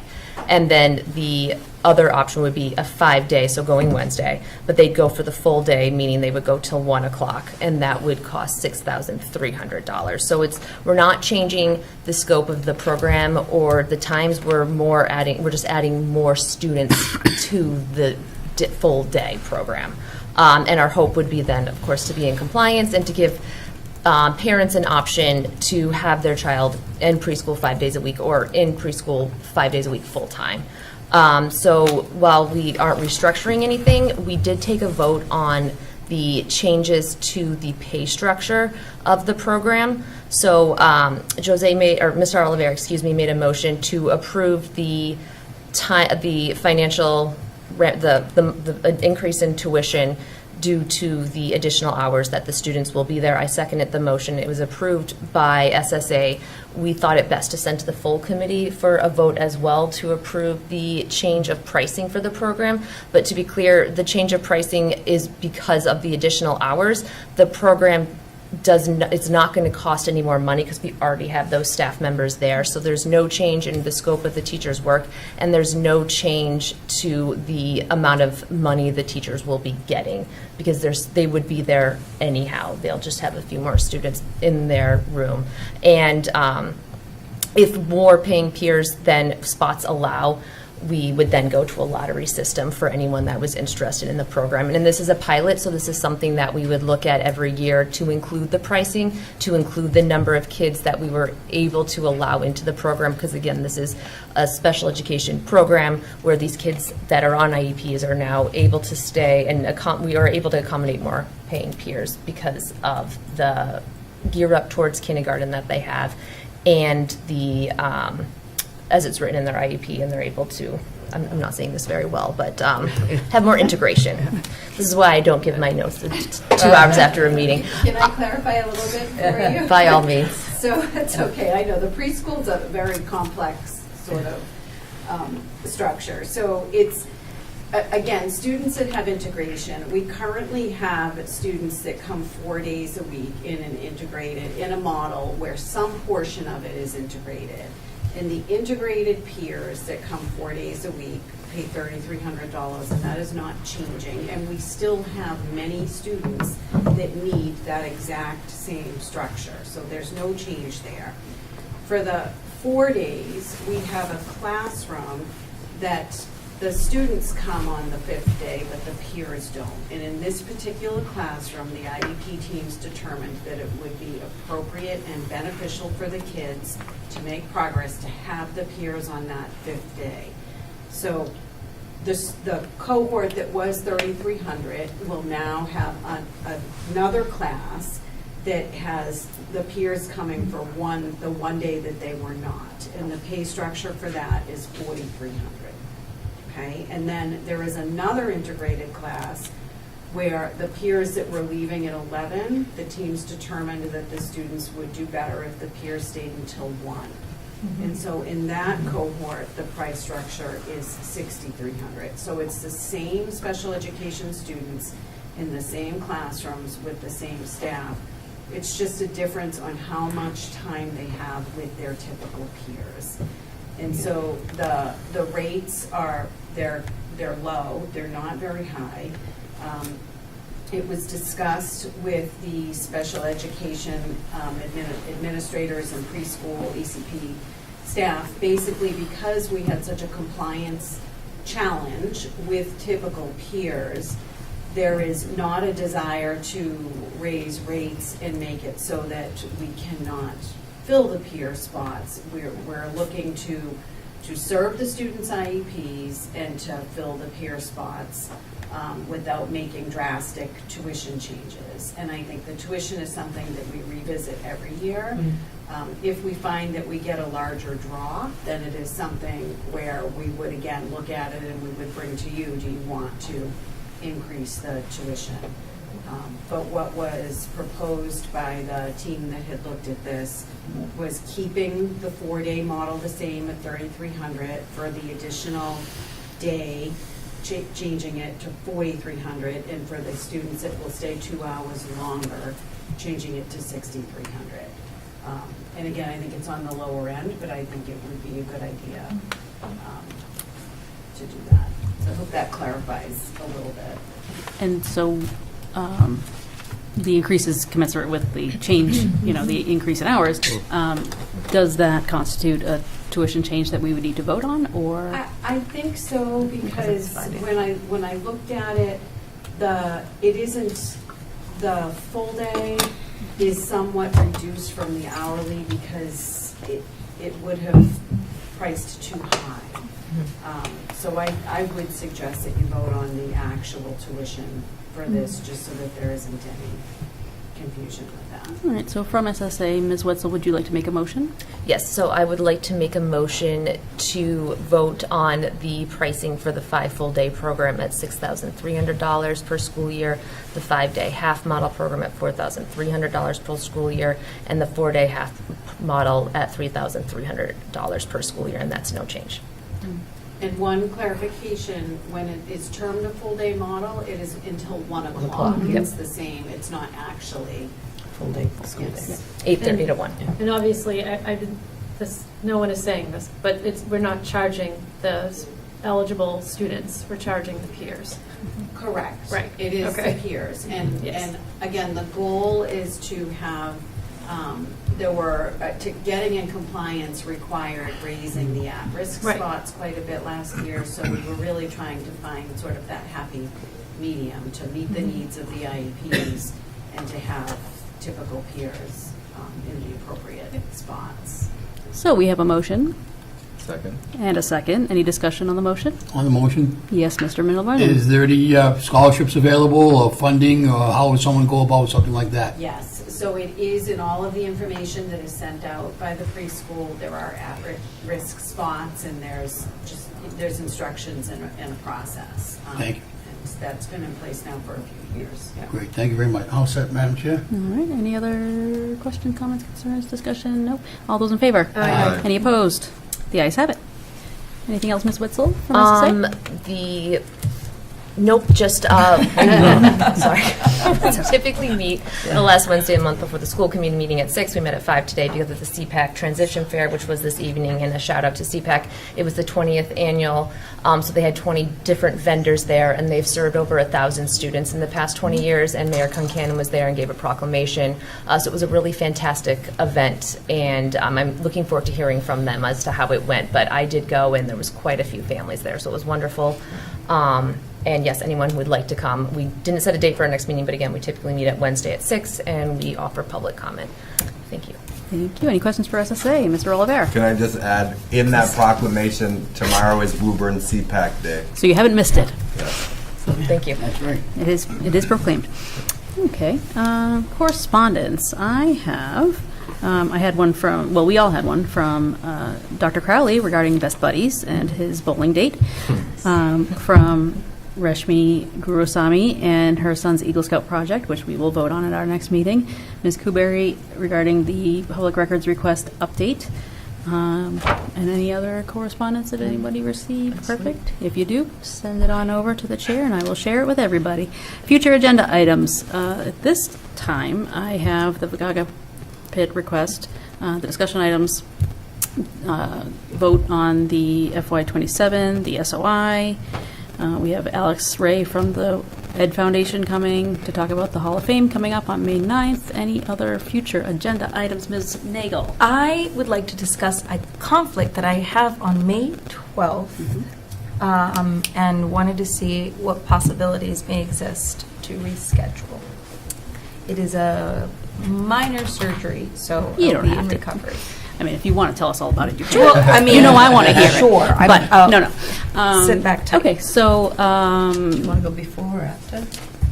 The we 11th? could, so we have a meeting on April 26th, I believe. 27th. 27th. And so if we went before your date of the 7th, it would be close, but I mean, I don't know how people feel about 27th. What do you say? April 27, and then the following one would be the 12th, and then if we pushed it after, we're not really sure where you're going to land with that. It would be then like a meeting, the week before another meeting. I'm So hoping that everything will be so easy and such smooth sailing, but if I'm being more realistic, it's likely looking like the following week, the week of the 18th.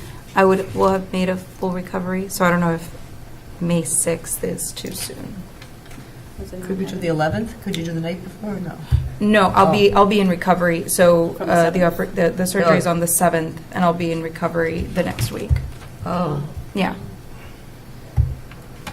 but she could remote in, Yeah. as Ms. Crowley Yeah. recently did. So if that, I think that, Because with budget, we're going to have to. and it's just kind of, yeah. So I think if you feel comfortable with that.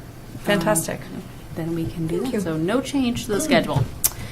Right, any future agenda items? I just want to put a pin in something. There's a big policy coming out with regards to seclusion and restraint, and I know Dr. Ryan's all over this.